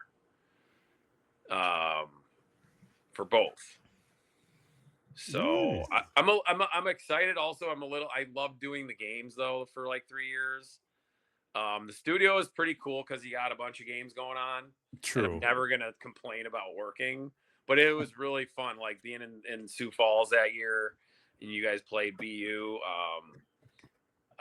But yeah, it looks like at least as of right now, I think I'll be doing, and right now maybe going to Vegas. There's rumor we could go and do the studio there. Why? If you're gonna do that anywhere, yep. So you're right. It'd be pretty cool if that works out. And you're right though. You were calling the games in Sioux Falls, and it's like Viggs and we've talked about a lot. It's about seeing people you don't see all the time, and I can see where it's nice and convenient to be in a studio, but you're not mingling with your people really. Yeah, and look, I got to go to Bristol, Connecticut, and be on ESPN campus for the first time. Now I've gotten to go there twice. It's pretty cool. There's nothing else there, but when you're there, it's kind of cool. Yeah. I mean, like on campus, it's like a small university essentially now. Okay. So that was definitely, is being a guy that's wanting to broadcast to actually get to go and live the like ESPN life a little bit. Kind of a living the dream, aren't you? What? I kind of feel like guys like our era, our age, like ESPN, like was just it. Dan like Patrick, the Big Show, all the stuff, all the bits. Dan Patrick. Yeah, I mean, I felt like ESPN was much bigger then to us. I mean, it's big now. It's just a different kind of media now, right? Yep. It's cool that you can get all that stuff. Like now you can go on ESPN Plus and you're watching college. I was watching BU Quinnipiac last week. That's pretty cool. But yeah, it's for 20 years ago, ESPN, like Sports Center was just every night. Every night you get back to college and you just be like, oh, let's watch Sports Center for like 2 hours. You had to. You couldn't. What are the top 10 plays? Right, you weren't going to like a YouTube to stream like highlights and stuff. Just sit on your phone and look at Twitter and be like, "Oh, everyone's posting these goals." Like you know what I mean? Yeah. So you know what? Hey, it's a different era, but that. And every once in a while, you get some college hockey love. Obviously, it's different with Bucci. Bucci would do a lot more, but once in a while, even in the old days, you'd get a college hockey highlight on ESPN. It would be a Gopher one usually because you guys were the only ones on TV. When it was number 1 versus number 2, mid-90s, CC in Minnesota. And Sure. You know, that big Crowley goal when he kicked it off a skate and backhanded it above the goalie and Minnesota won. That was on ESPN that night. This is probably 93, 94-ish, somewhere in there. Nice. And I'm like, I just saw a Gopher highlight on ESPN 30 years ago. It's funny you bring that up. It's funny you bring up an old Gopher highlight. So I play men's league with Ryan Flynn. He's on my men's league team. Okay. And the next day after we played Sunday morning. I think Sunday night or Monday morning or late Sunday night. I'm watching video, and then the next one pops up, and it's an old North Dakota, Minnesota game from like 2012, and the game ends like 1-1, and there's this huge fight at the end, and it's him and Zajac and these guys. Wheeler was out there, and I see him, and he's in this scrap, and I just immediately forwarded it to this text group with 3 of our guys on the team, and I'm like, oh, this is what Ryan Flynn used to be, skinny and fast and angry. Now he's just this big lump of coal that can still score goals like crazy. But it was just funny to see him. I mean, he was in the fight, right? It was right at the end of it, like a 1-1 tie game or something. And it was just hilarious. But it all of a sudden like an old, Uh-oh. Look at that. There we are. Where'd we go? Whoa. Where'd you go, that man? was you guys. That wasn't me. We did. I don't know. Nothing. Everything went. You didn't? Okay. All 3 went black for a second. I don't know what happened. You're still black. I've got power on my phone, I think. Oh, wow. Yeah. I think. Scary times in the Cappy household. Mr. Bulldog himself, Viggs. I don't know what's going on. He thinks the Gophers should feel good against Penn State. I think Penn State's a good matchup because they've been so inconsistent this season. So that could be good. And I think the Gophers, they have like the number 3 strength of schedule in college hockey. So they've been tested. So your video's not showing at all, Cappy, by the way. Of me, of us? Yeah. We see a black. I mean, I'm seeing a black screen. Are you, Viggs? Black for Oh, there you we're go. back. No, there you go. There we go. What the? Okay. It's almost like we heard a gunshot too. Yeah. Nothing has happened here. We're like, what's going on in the Chicago hood there? I'm like, no, I have not moved. I haven't done anything. My phone is sitting on my iPad, because it's in the spot. Dude, something weird. It was pretty weird, wasn't it, Viggs? Because I was worried. I'm glad it happened in unrecorded overtime. Oh, people see it though. Yeah. I mean, I don't. Whatever. I just think I think a lot of people thought they were just going to see Penn State and they're going to just be this, high rolling, run and gun team, and things are going to go so smooth for them, and it's just not that easy. And I don't know if they thought it would be that way. I don't think they did, but it just hasn't looked, even when they're winning, like that game they beat Michigan last week, they had to win that kind of ugly. And they didn't get scoring from their top guys. Like Nick Fascia scored his first goal, I think, as a Nittany Lion. And so their big guys didn't score. I think McKenna got an assist on the empty netter. But it's weird to say it. I mean, they're top 5 and they've got good wins. They swept Ohio State. But it's just not looking the way I think a lot of people thought it would look. Like they just thought they'd had so many offensive weapons this year. And obviously they're missing Aiden Fink too right now, which is a big loss for probably till January or February. But it's good. I like the Gophers. I really think they're gonna at least win one game, and maybe I'm just being a little, it's funny how the shoe's on the other foot right now. How the Gophers are the underdog. I don't know if I recall that happening too much in the 12 years of Big Ten hockey. I mean, the Gophers is a home dog. I mean, I wish I had a history of Vegas odds. Happens in the Big Ten for Big Ten games. How many times that happened? Maybe a couple times against Michigan. Maybe. Yeah. I don't even know that. I mean, Wisconsin, maybe against Wisconsin that won Caulfield year. Maybe. Like the Gophers had good teams back then. Yeah. Probably back to Motzko's first year, maybe. Yeah. I'm a bad hockey analyst, but I saw that Godowski shuffled the lines after the Michigan State series because he had been playing those Serrato, DeMarco, Weebush together. And it looked like he split them all up for Michigan. Did you notice that watching that series at all? Well, I saw. I mean, the one goal they scored on Saturday was a line. Their line was together, and it was the defenseman that scored the goal. Okay. I'm assuming that they were to split up, but then they lose 7-1 on Friday, so maybe you go back to the well there. I think it's not I don't know. I mean, you lose a game like that at home.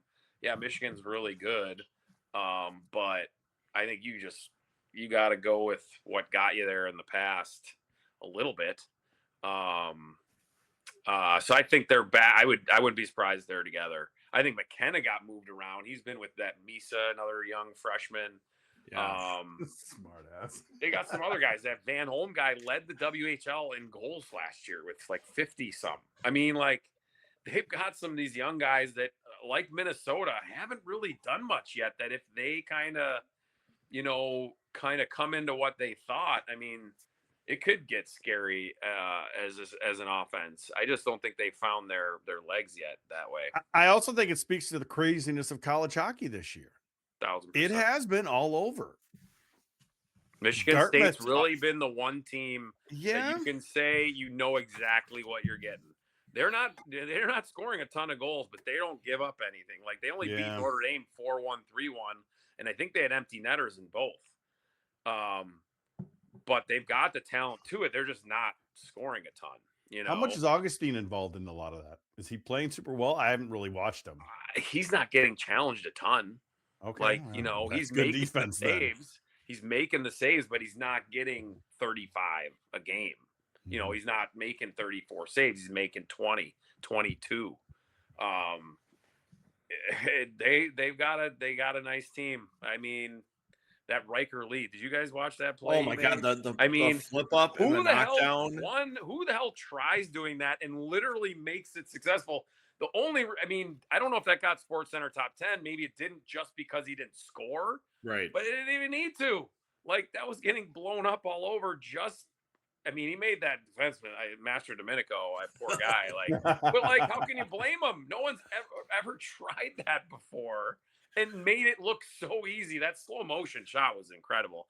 Like, Peacock is just the best stream. It is so not even close. Self-promotion. I will be calling the Notre Dame, Wisconsin on December 6th on Peacock. So that'll be fun to be back in there for a game. But their stream is incredible. And it's so good. Oh my God, that play as they showed him go. I mean, NHL guys aren't doing that. Now he's a first round pick and he's probably going to be an NHLer, but I've never seen someone do that in a game and make it work exactly how he planned it. It was crazy. I saw him at the summer showcase and I didn't know much about him. I instantly started reading about him and just his skill development. And he is totally one of those skill players that has just spent the time in the workshop to develop all the stick skills, develop his body and just make himself a hockey player. And just the creativity and the skill that he has is just something to watch.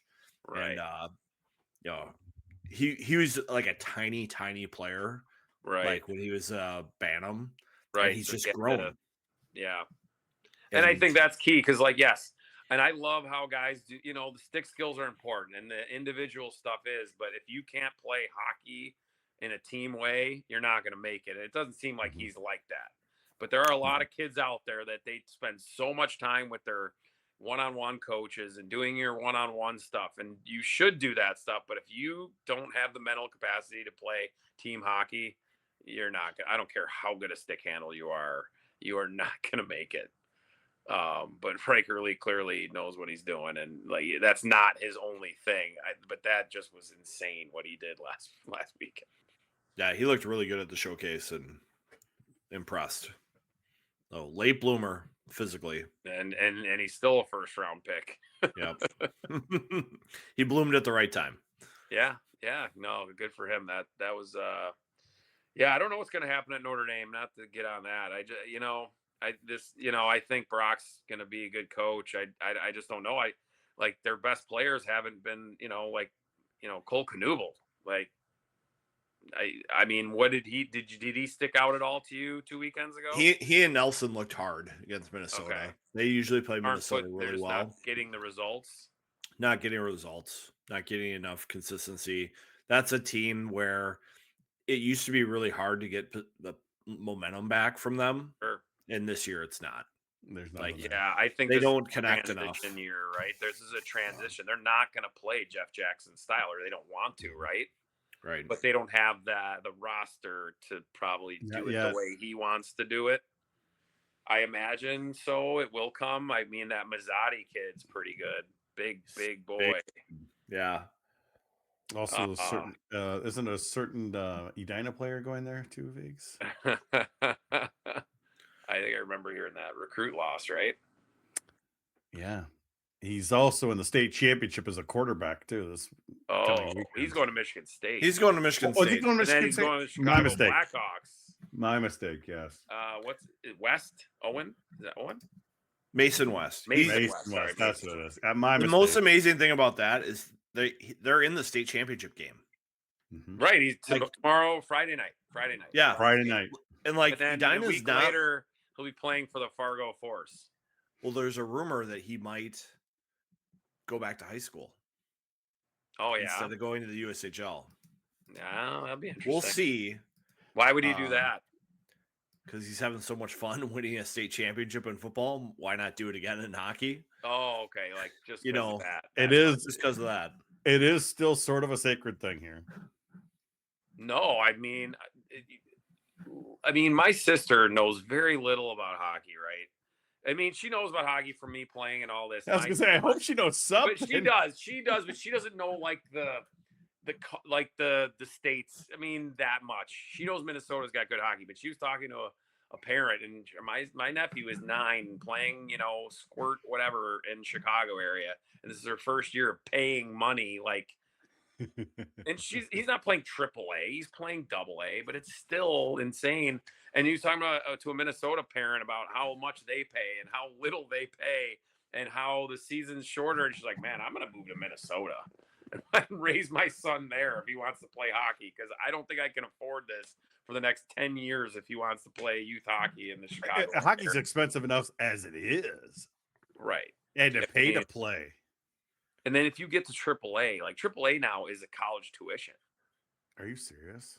Little Caesars and if you're paying Honey Baked and then if you, a lot of these now in the Chicago area have those you don't even go to school anymore. You go to the they're like your school is hockey. Like you go to school while you're at the rink all day, or they have classrooms it's like Gentry. They're like. What's that? Well, we have one of those that's called Gentry Academy and Breakaway Academy in Minnesota, where it's basically it's 8 to 12 school and then 12 to 5 win time. Like you get to do whatever you want. Well, these kids go to school, like they have a teacher that it's in the rink. And then they can go on the ice for their personal stuff, and then they go do school some more, and then they have their regular practice at night with the team. So that's separate. So you're paying for this. For the school part, and then you're paying for the AAA program part, and you're probably paying over $20,000. Yeah, it's crazy. And that's probably without travel. Yeah, but then you have parents like the Luciuses who can afford to create a school like that. And how is he doing at Arizona? He's not doing too bad down there, is he? I mean, point-wise, he's doing okay. I think Arizona State's dropped out of the top 20 for most people. They're kind of underperform. I don't know if they're underperforming or. Look, man, I like that coach has done a pretty good job, I think, to get him to this point. But if they were super serious, I think if they could find someone that had a little more of a Brock Shan or something like that take them kind of to that next level. From the coaching side, because I think they're getting the players. Cullen Potter's another, first round guy, right? He's been okay, but it's you're kind of out on an island over there, right? In this beautiful place. Maybe some distractions. I think there's a lot. I'm being dead serious. I'm imagining myself playing there, and that would have been. Spectacular. You need some direct. I would have gone there in a second. Are you kidding me?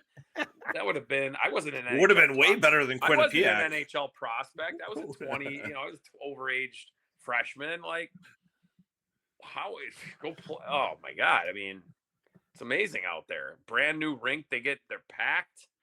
Like, beautiful campus. I mean, they got everything there you want. I just think if they want to go to that elite level, I mean, nothing against Coach Powers. He's done a great job, but he kind of, fell into that one a little bit, right? Mm-hmm. So, I don't know. Anyway, why are we talking about that? Why not? It's overtime. we do what we want. So wait, was you Teddy crazy. Townsend, was that his first games this weekend for Townsend? Well, it wasn't last weekend, I think. He played against Notre Dame? He did play against Notre Dame. Played against Notre Dame. Yep. So he had an injury to start the year, though. He had an injury he picked up during camp. Okay, that's what I thought or assumed. Non-hockey injury. Yeah. Oh, okay. It's kind of like this guy the Florida Panther guy that just burned his hand on the grill and he's out week to week now. Not quite. Yeah, no. I'm not gonna.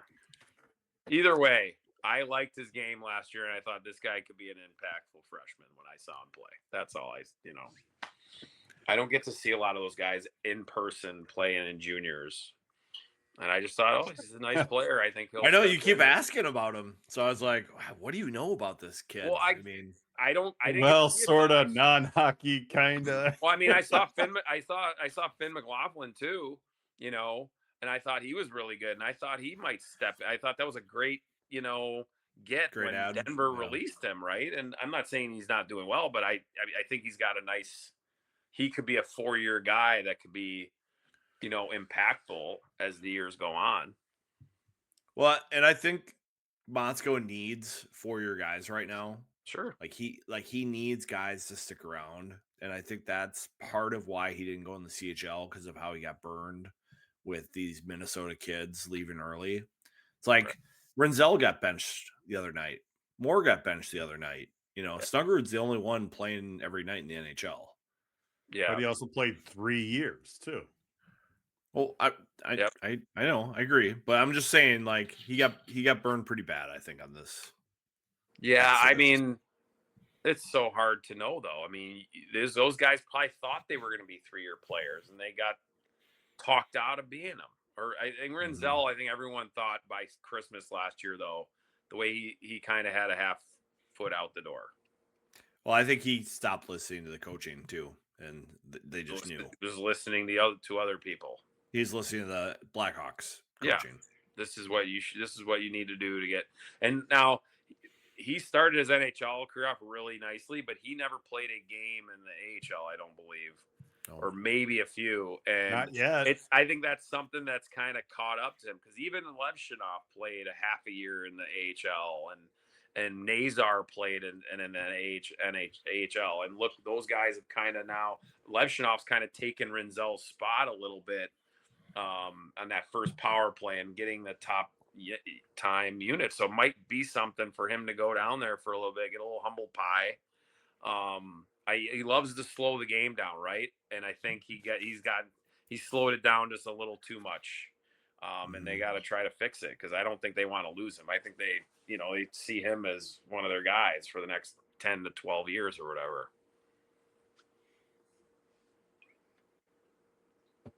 I don't know. The Bigs, I'm gonna wear all white Friday night. Nice. I'll have FS1 on yeah. Look for me in between the box wearing a white shirt and white pants. It's a white out. Ooh. I remember I was joking to Micheletti that he should wear like an all white suit for a white out. That would be so good. With like a white tie too, Nice. just like total mafioso. Nice. I just want to have fun with it. I mean, you guys throwing a little shade at Penn State? Is that why we were doing the whiteout? Well, I don't know. It's universities. I wore an all white shirt last time, but now I'm just gonna accentuate it with some white pants, I think. Nice. I do And think it's That's weird another that they reason picked why a you gotta whiteout. fill. It's another reason why you gotta fill the seats in a whiteout, man. It won't look good if there's a lot of maroon. Well, they'll cover all the seats probably with those little towel things, like you're right behind you there, Viggs. Right.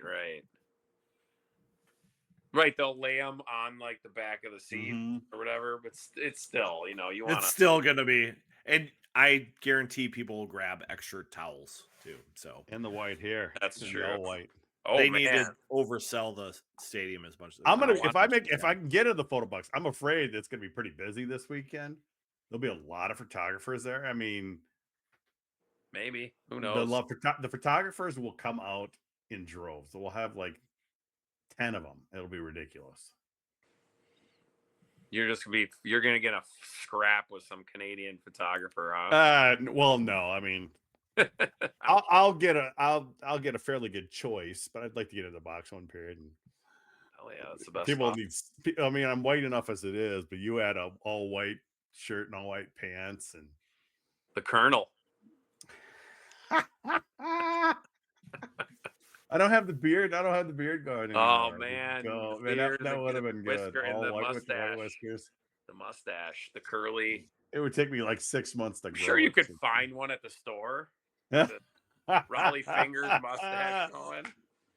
You can Live grow a that in little, a will week. ya? Yeah. Grow that in a week, yeah. Oh, Matt Zuccarello just did a little top cheddar or third period, 3-1. I can't believe he's 38. Dude, he's a stud. God, still got it. Oh, the twisted wrist. And he's tiny. Top shelf. And he's not keeps fast. the Buffalo trace. He's just so smart and slick. He can slow the game down. Oh yeah. Look at that, just a nice little play, and then he does this little flip. I don't even know if he shot it. He flipped it over the goalie's glove. Just a little flip. Reading the game. What's that? He's reading the game. Oh man, and just a little good little stick play. Yeah, that was pretty sweet. I mean, how good has Matthew Wood been too? Like that's a guy who reads the game. 7 goals or so. He had a hat trick. Yeah, he had a hat trick the other day. And I don't know if he took a stride on any of them. He's like that guy that just finds the spot or sticks his stick out, but he's big and he can read the space and manipulate it. Like he's just good at that. And all you need is a chance, right? He got his chance and now he's scoring, so you assume he's going to get more chances. All I did was play an audio file and I got kicked out. What happened? Oh, is that what happened? I played an audio file and I just had my mouse just below it. And for some reason, all of a sudden I got booted out. Wow. Damn software. So Viggs is the only guy that survived the whole night so far. I do it all the time. I click something and I get kicked out. Okay. And that's fine, but I just sit here and I drink and I know things. It's I haven't seen Denver play. Like they've been up and down, right? This year, they've been more right lately. They've kind of had that like Gopher history where they outshoot a team like 40-20 and lose. Yeah, like, that's how they've lost their games, yeah. and so that's why I still have them ranked where I do. Because like if you look at the expected goals for Denver games, like they should be undefeated, right? But, they don't finish or they don't execute. They don't have as many. They've lost a lot of good forwards kind of over the years, and they've got the defense is really helping them out with Polkamp and Buckberger and those guys. They've got some nice offensive guys. Their goalie? I would have no idea who their goaltender is. I don't know either. I just still have, and like I said, what were your? I guess now we can have. What are your the Michigan thing? 2-6.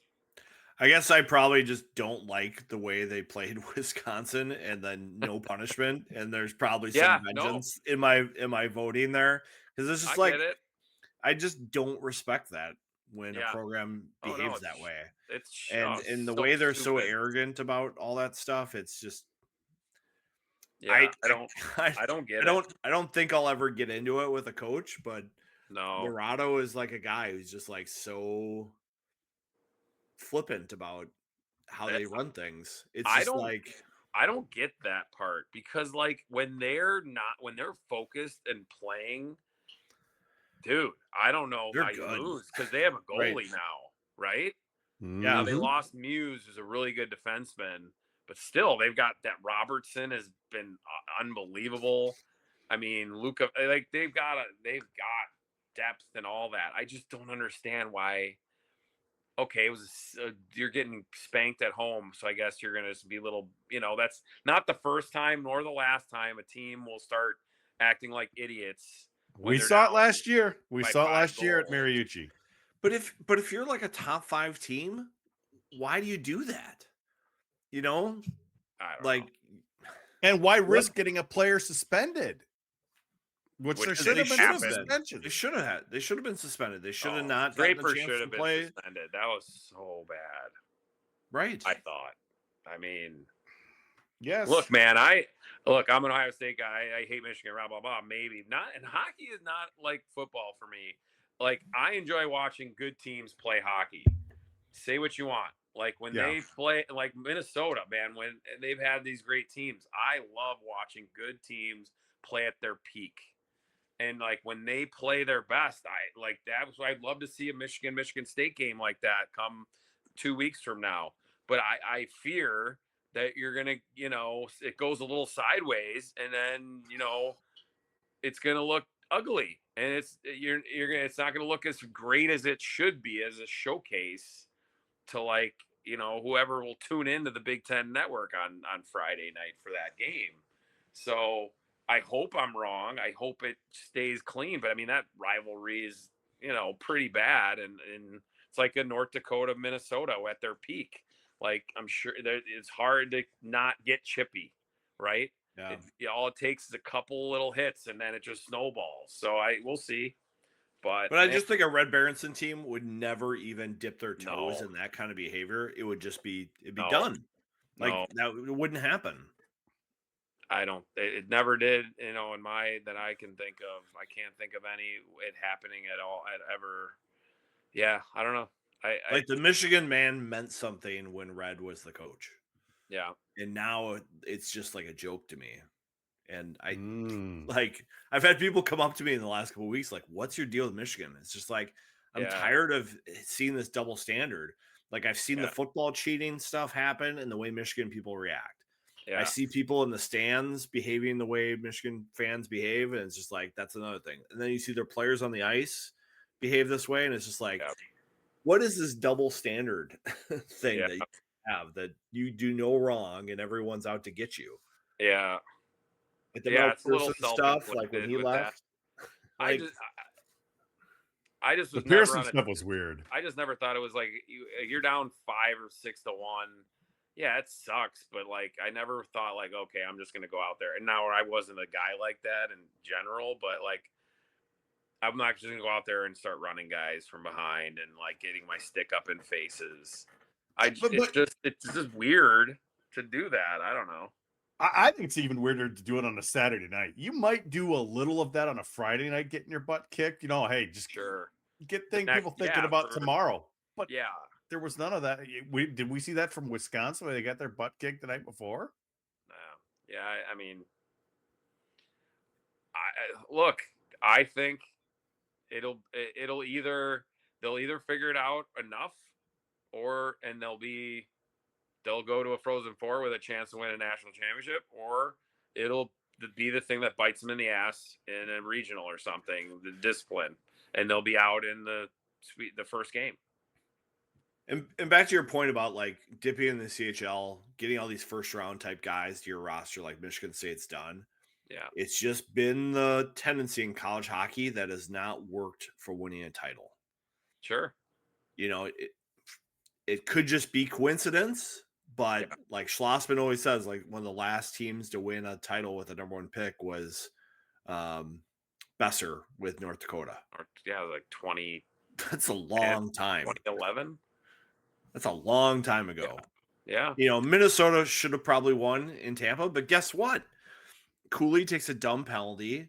Snuggerud doesn't finish on a couple 2-on-1s, and they lose the game.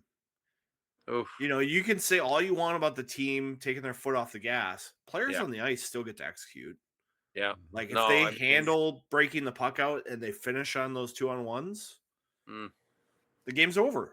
Man. But they don't, because they're young and they're inexperienced. And it's gonna, as Bob always like say, everyone's gonna take that to their grave from that team. I That's think true. I think Michigan State team does have a little good mixture right now. And then obviously with Augustine coming back as a junior, that and you got a ton. Stramel, Russell, Basgall, thinking of a few other defensemen. That Ralph kid's pretty good, that big guy from St. Cloud. That was a pretty good get as a transfer. I think Minnesota was after him too. Oh, I bet. I would imagine so. Who's the other defenseman? I'm thinking the tall Sturback's a really good defenseman. He was a second round pick, I think.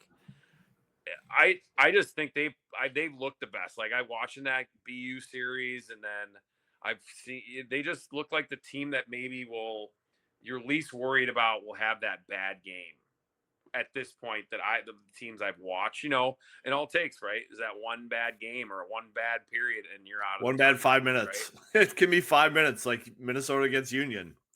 5 minutes and that was the game. Or 7 minutes against Quinnipiac. I mean, or whatever you want to call that, I don't know. I mean, it'll be interesting to see. They've struggled, Augustine's, that's when he struggled, right, in the NCAA tournament.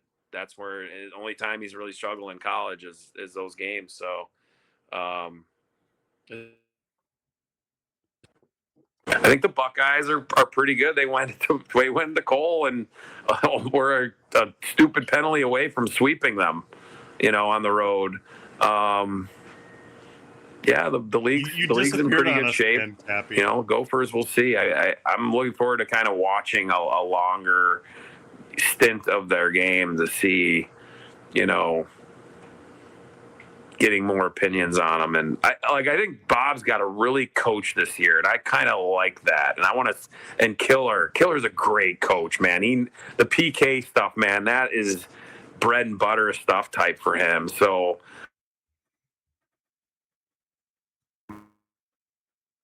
Cappy's all over the place. Cappy, we lost you a couple times there. You're black again. That's why you see Cappy. Your mic is super loud. Yeah, your mic got super loud. You did something. Muted? Unmuted? Well, I did that. I'm trying to mess with it a little bit. There you are. There you're back again. Back. What are you doing? Now we can hear you, I think. Yeah, he's straight now. Huh. Okay. Sound is pretty loud again still, but can you hear us? I don't think so. Can't hear us. I don't know. Cappy just wants to focus in on this. I can't hear you guys now. What's going on? We can hear you. Nothing's changed here either. Can you guys hear me? Well, hold on. You were good. Can't hear us. You leave, come back. Hold on. Let's give him the iPad's charged now. The iPad is probably charged if he plugged it back in, or maybe it's earbuds. There was one time in postgame where I was listening to the postgame show with my earbuds in, and then when I went to record Motzko in the audio, I didn't put the earbuds all the way back in the AirPod case, and so when I went to record, it was still trying to record from my AirPods, and my phone didn't know what to do. So I got no audio. So I had to go, hey, Jess, can you share some audio with me? Because I've done that for you before. Tell him to leave and come back. See if he gets that message or not. Probably not, because he's on his phone. You can kick him out. Let's kick him. You can do that, right? Yeah. Oh, yeah, I just did. Yep. That's always fun. You got 86th. Maybe we'll come back. Maybe not. We'll see. Okay, so I see. Well, Mariucci Maniacs. So, okay, but Mariucci Maniacs was watching the live feed last night, Viggs, waiting for us to start on Tuesday night. Sorry about that. Can you hear us now? Yeah. I don't know what happened. Yeah, it's okay. Yeah, we changed up the day, but it was funny. Mariucci Maniacs, he was about 9:12, 9:15 last night. He's like, I'm sitting there watching the stream, waiting for you to go live. Oh boy! Vig's making mistakes. That's just a little taste. I got a little tiny glass here. So my stag barrel came in earlier this month, as people maybe Wait, noticed. hold on. We got you full screen here. There we go. Yeah, Ooh. stag barrel, fancy Nice. bourbon, Cappy. Nice. I got to go down to Buffalo Trace this spring and pick 2 barrels, and they finally came That were in. fully underwater, we believe too, right? No, but it did flood there like the month before I went. Yeah. And so it was kind of 50-50 whether they were going to let us come pick the barrel because of the flooding. And they lost like It a was bunch of bad. stuff. It was really bad. Like you could see around, like they have all these like storehouses around their campus, and you could see them like 7 feet, 8 above the doors, like floodwaters. So pretty serious, but yeah. Wow. If you follow me on social media, you probably saw that 1010 Washington released it on Saturday. They had probably like 100 bottles of stag to sell, and they how sold fast out they go? in 28 minutes. Oh, shit. If they opened at 9, if you were in line by 8:30, I think you got one. But if you showed up after that, you didn't. How much Some is a people bottle at? $75. Oh, that'll warm me up. It's 130 Proof? Hey, I like just the regular Buffalo Trace itself. 131 proof. Ooh, man. Yeah, that'll fire up the Stay away from chest. the stogies on that one. You could light yourself on Nope. fire. No ice in that needed. Yeah. I'll bring you some to Vegas maybe if I get there. Dude, that'd be so is there a way you get there one way or another or what? I mean, I'd like Does to it have- go. Does it have to be the Gophers or no? No, doesn't Okay. have to be the Gophers. I was at that arena in November last year. It's pretty cool. It's it's got the little loudness to it or whatever you want to call it. I have heard that it's very loud. Yeah. And it's not almost, the fans, it's just the music, just Oh. music and boom, boom. It's obnoxiously loud. But it fits there, right? Yeah, it does. And It does. but I was there actually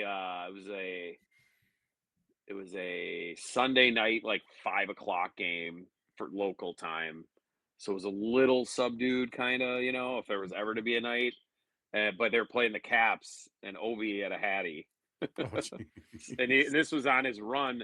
I think he had a Hattie that night. Then the next night, or a couple nights later, is when he scored, and then he got hurt, broke his leg last fall. Or he would have broke that record earlier. But that was pretty cool to be there for that game to see him, score a hat trick en route to breaking the record. But yeah, and it's a great surrounding area too. Like there's an outdoor area. Like I was picturing it for like Frozen 4 festivities and whatnot on the strip there. Probably be a pretty good time. And the Park MGM that's right there is like the only smoke-free hotel casino. Yeah. I mean, there's just a lot. I know, It's I'd like all that. right there. It's all right there, Yeah. right? Like there's, you're right down in the mix of all the places. So, yeah, I hope I get to go there. That'd be great. I'd like to go there, play a little poker tournament, get a nice Ooh. meal. And then you get to go watch Just college hockey watch in hockey. Vegas. Yeah. Like, did you go to when they played North Dakota? Wasn't at that arena though. Right, a little different, but still. The you're still in Orleans. Vegas. Yeah. I didn't go to that one. I think Orleans. I get in the midst of coaching my youth teams, and it's hard to just justify it. So yeah, played many a games at that Orleans rink in the East Coast Hockey League. Really? I'm using my ice hockey systems that Topher puts together, and I'm really into it. Back when they were the Vegas Wranglers in the East Coast Hockey League. Vegas Wranglers. Yeah, they're a good team, and they filled that place. It was a great. I mean, for East Coast League, it was terrific. But yeah. Oh, Topher, my guy. I haven't seen him this year yet. I don't know if he's playing men's league or not. He's busy. He's doing all the website stuff. They bought the Belfry Hockey Good for him, man. inventory, and Grow your thing, man. The one thing I will say is like, man, I'm not a big guy, right? I'm about 5'10" at most. He is tiny to me. Like he's like 5'6". Yeah. Like I and then I played against him a little bit out, in men's league, and he's a little shifty guy out there, little skill guy. But he's little, like probably LJ little. Yeah, LJ Little. And then he pairs up with Lavecchio, who's like Right, kind of a giant, big. right? Yeah, I think so. Fitness It's kind guy, of a funny, right? fitness guy. It's kind of a funny partnership that they have Funny little between mix, the two of them. Yeah. for sure. You have the big guy who like didn't pay attention to his strength and conditioning, and you got Topher who just like thrived to make it. Right. Yeah. No, that's a good combo, and they're entertaining. Like they're pretty entertaining, and I think he's pretty passionate about what he does. Yeah. And it's a good business. I mean, hockey's it's insane what parents will pay to, get any little edge to their kid or whatnot. It stresses me out thinking about how much people pay to play hockey as a youth level now. Whew. They just had a guy on, Josh Levine, who's doing this Fortis Academy.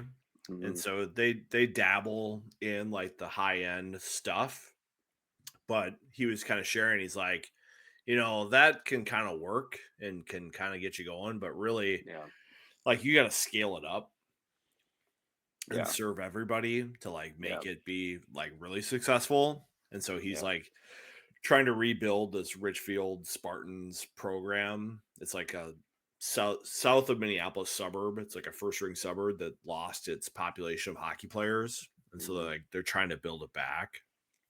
And he's just got really good ideas on like, how to make hockey affordable, how to make it convenient, how to make it fun, how to make it competitive, how to have like retention be the focus. Yeah. And just really good stuff. Yeah, this is where a Darby Hendrickson came from. Damian Rhodes, goaltender. Did he play in the NHL? I think he did. Oh Didn't yeah. he? Oh yeah. yeah. Oh yeah. Yeah. Toronto. Gosh, I remember watching Darby. I don't think he ever made it to a state tournament because he had to go through Edina or something, Minnetonka or something like that. But Rhodes, I think, made it. Rhodes made it to a tournament, I think. Yeah, I think you're right. I think he made it. Yeah. One of those years, I think they did stick it. I'm not sure if it was a Darby year or if it was Dan. I'm not sure. I didn't realize he was a Minnesota guy, Damian Rhodes.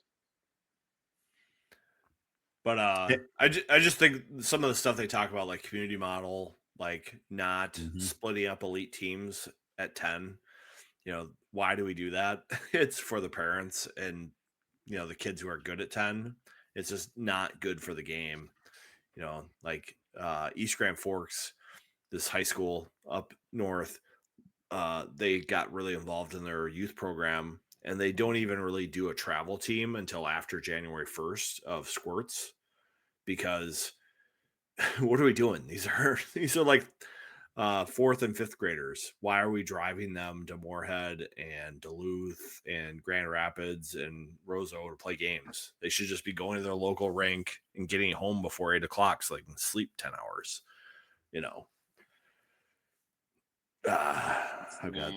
That's long gone. It's sad.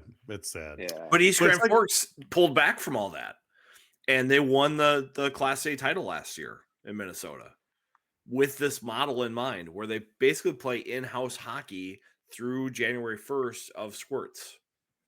And then after January 1st, like they form teams because USA Hockey requires those teams to be formed by then for travel tournaments. But they do it, and it's worked. And the high school coach is like, now I have 120 kids to pick from for my high school team, whereas before I had 40, I had 30. It makes such a huge difference to have numbers, especially in a sport like hockey, where actual hockey doesn't really start to happen until maybe Bantams. Right. Like before Bantams, it's pretty much who's the best skater, who's spent the most time playing hockey. Yeah. That's going to be the player who has the most success. So isn't USA Hockey going to like a new format next year where there's going to be like one giant league or something?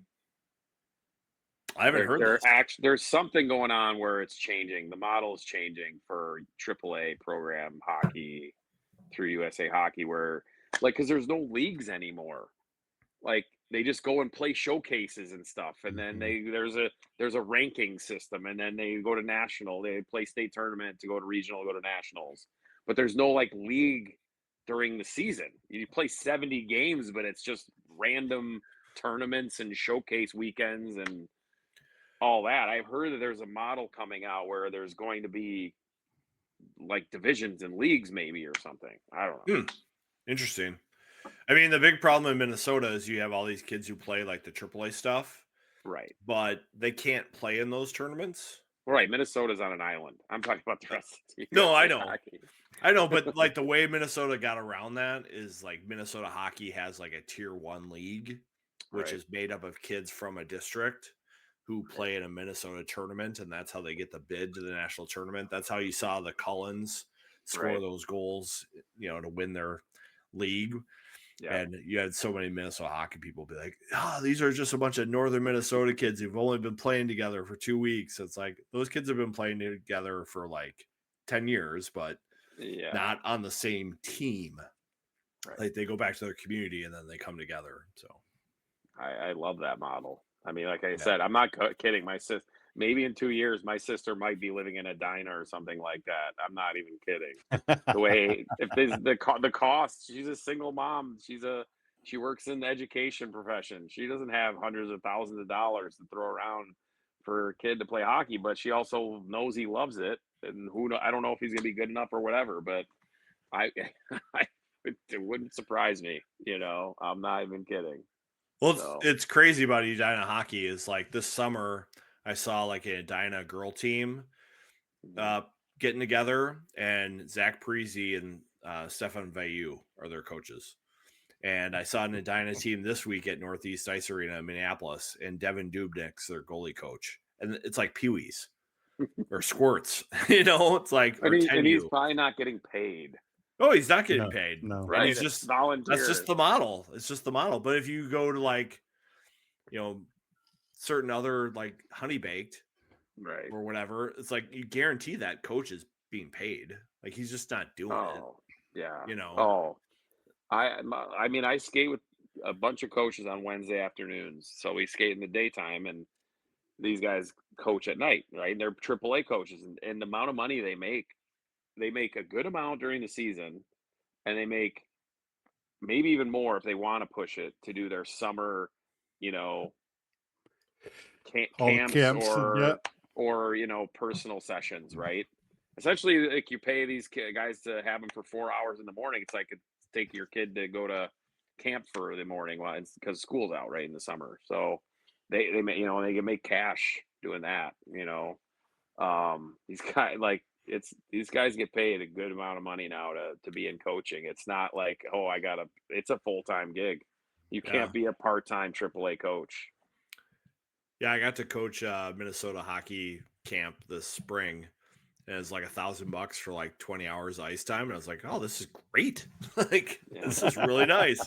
I was this is fun. I like doing this. You do the math. That's not that bad. That's not that bad. That's 20, that's a lot of ice. Yeah. I mean, if it's an hour per time, or even if it's an hour 20. And the thing is, you love it too, Viggs, don't you? It's great.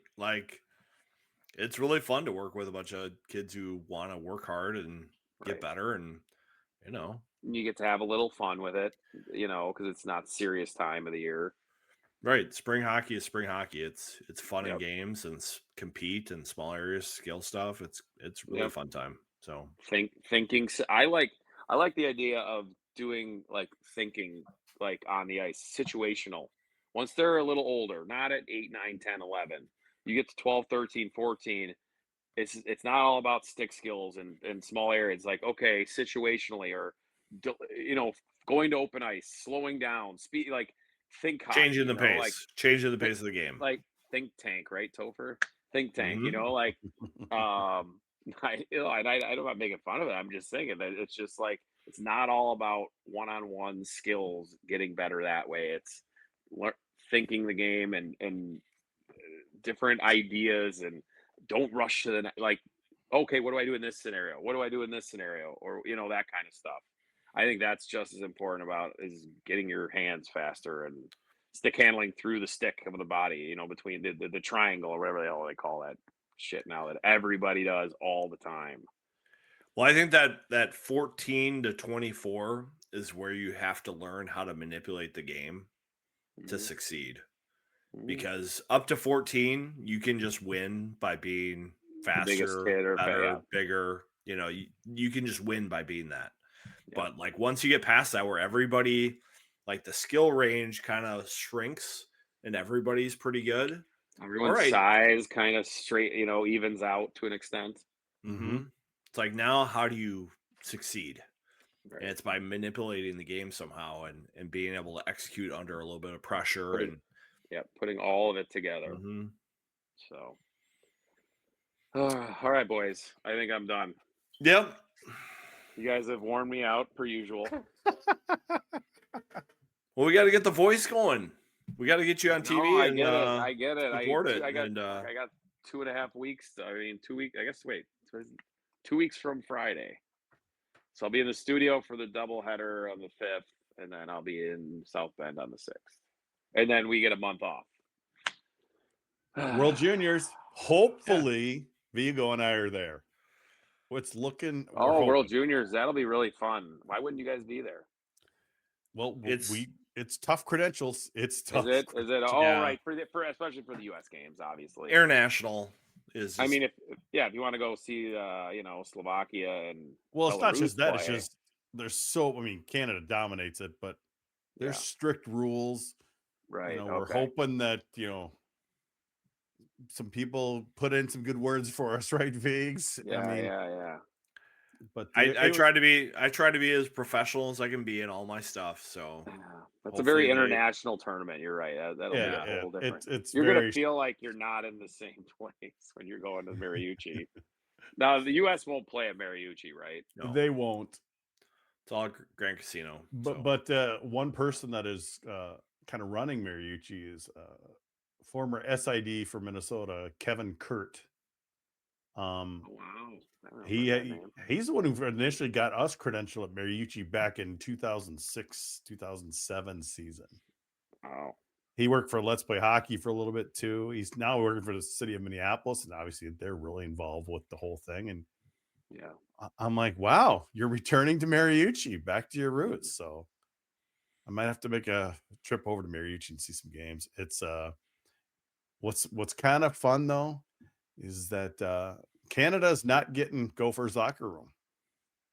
Finland is getting Gopher's locker room, so they get the nice for the whole preliminary round that they're playing at Mariucci.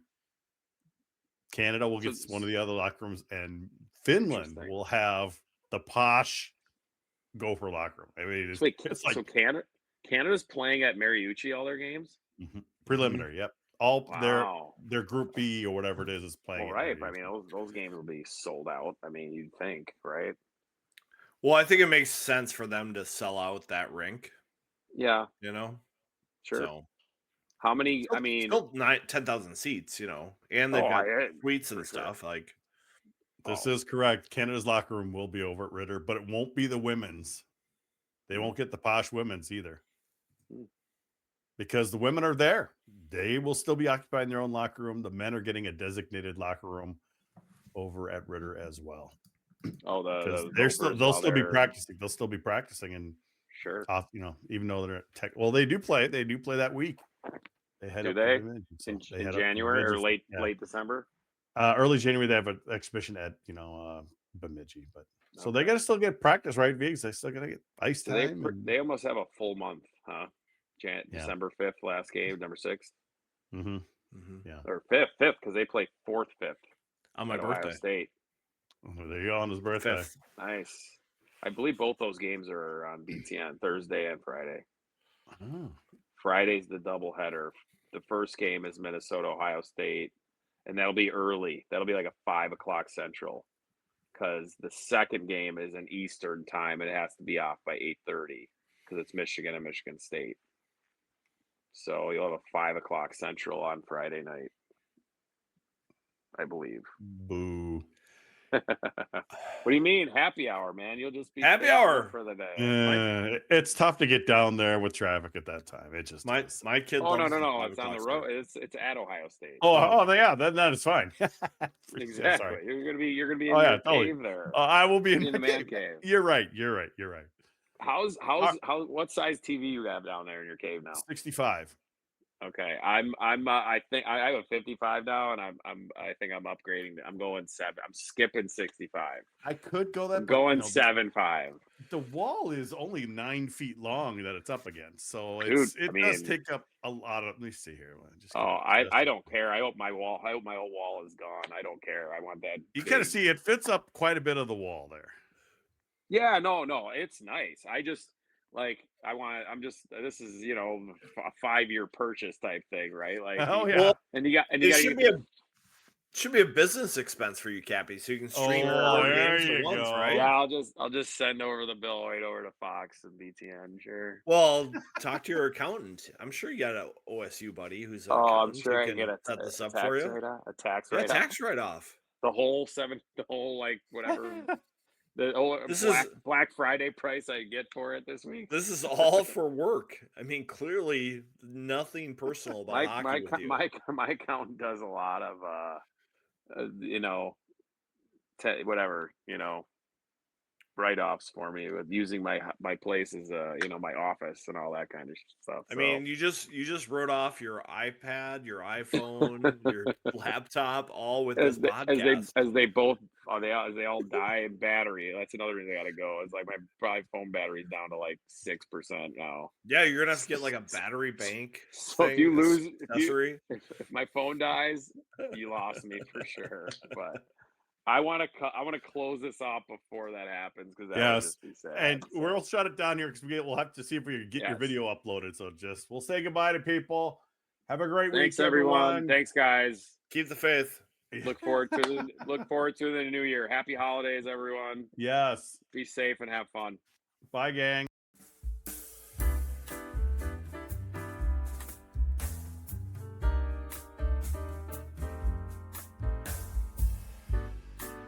Kicked myself out like 3 times. Yeah, nice job. I know. It'll work. But I didn't click any button. It didn't happen. Do you think all those guys who signed their NLIs are going to come in next year? I think one of them will. I think we might be seeing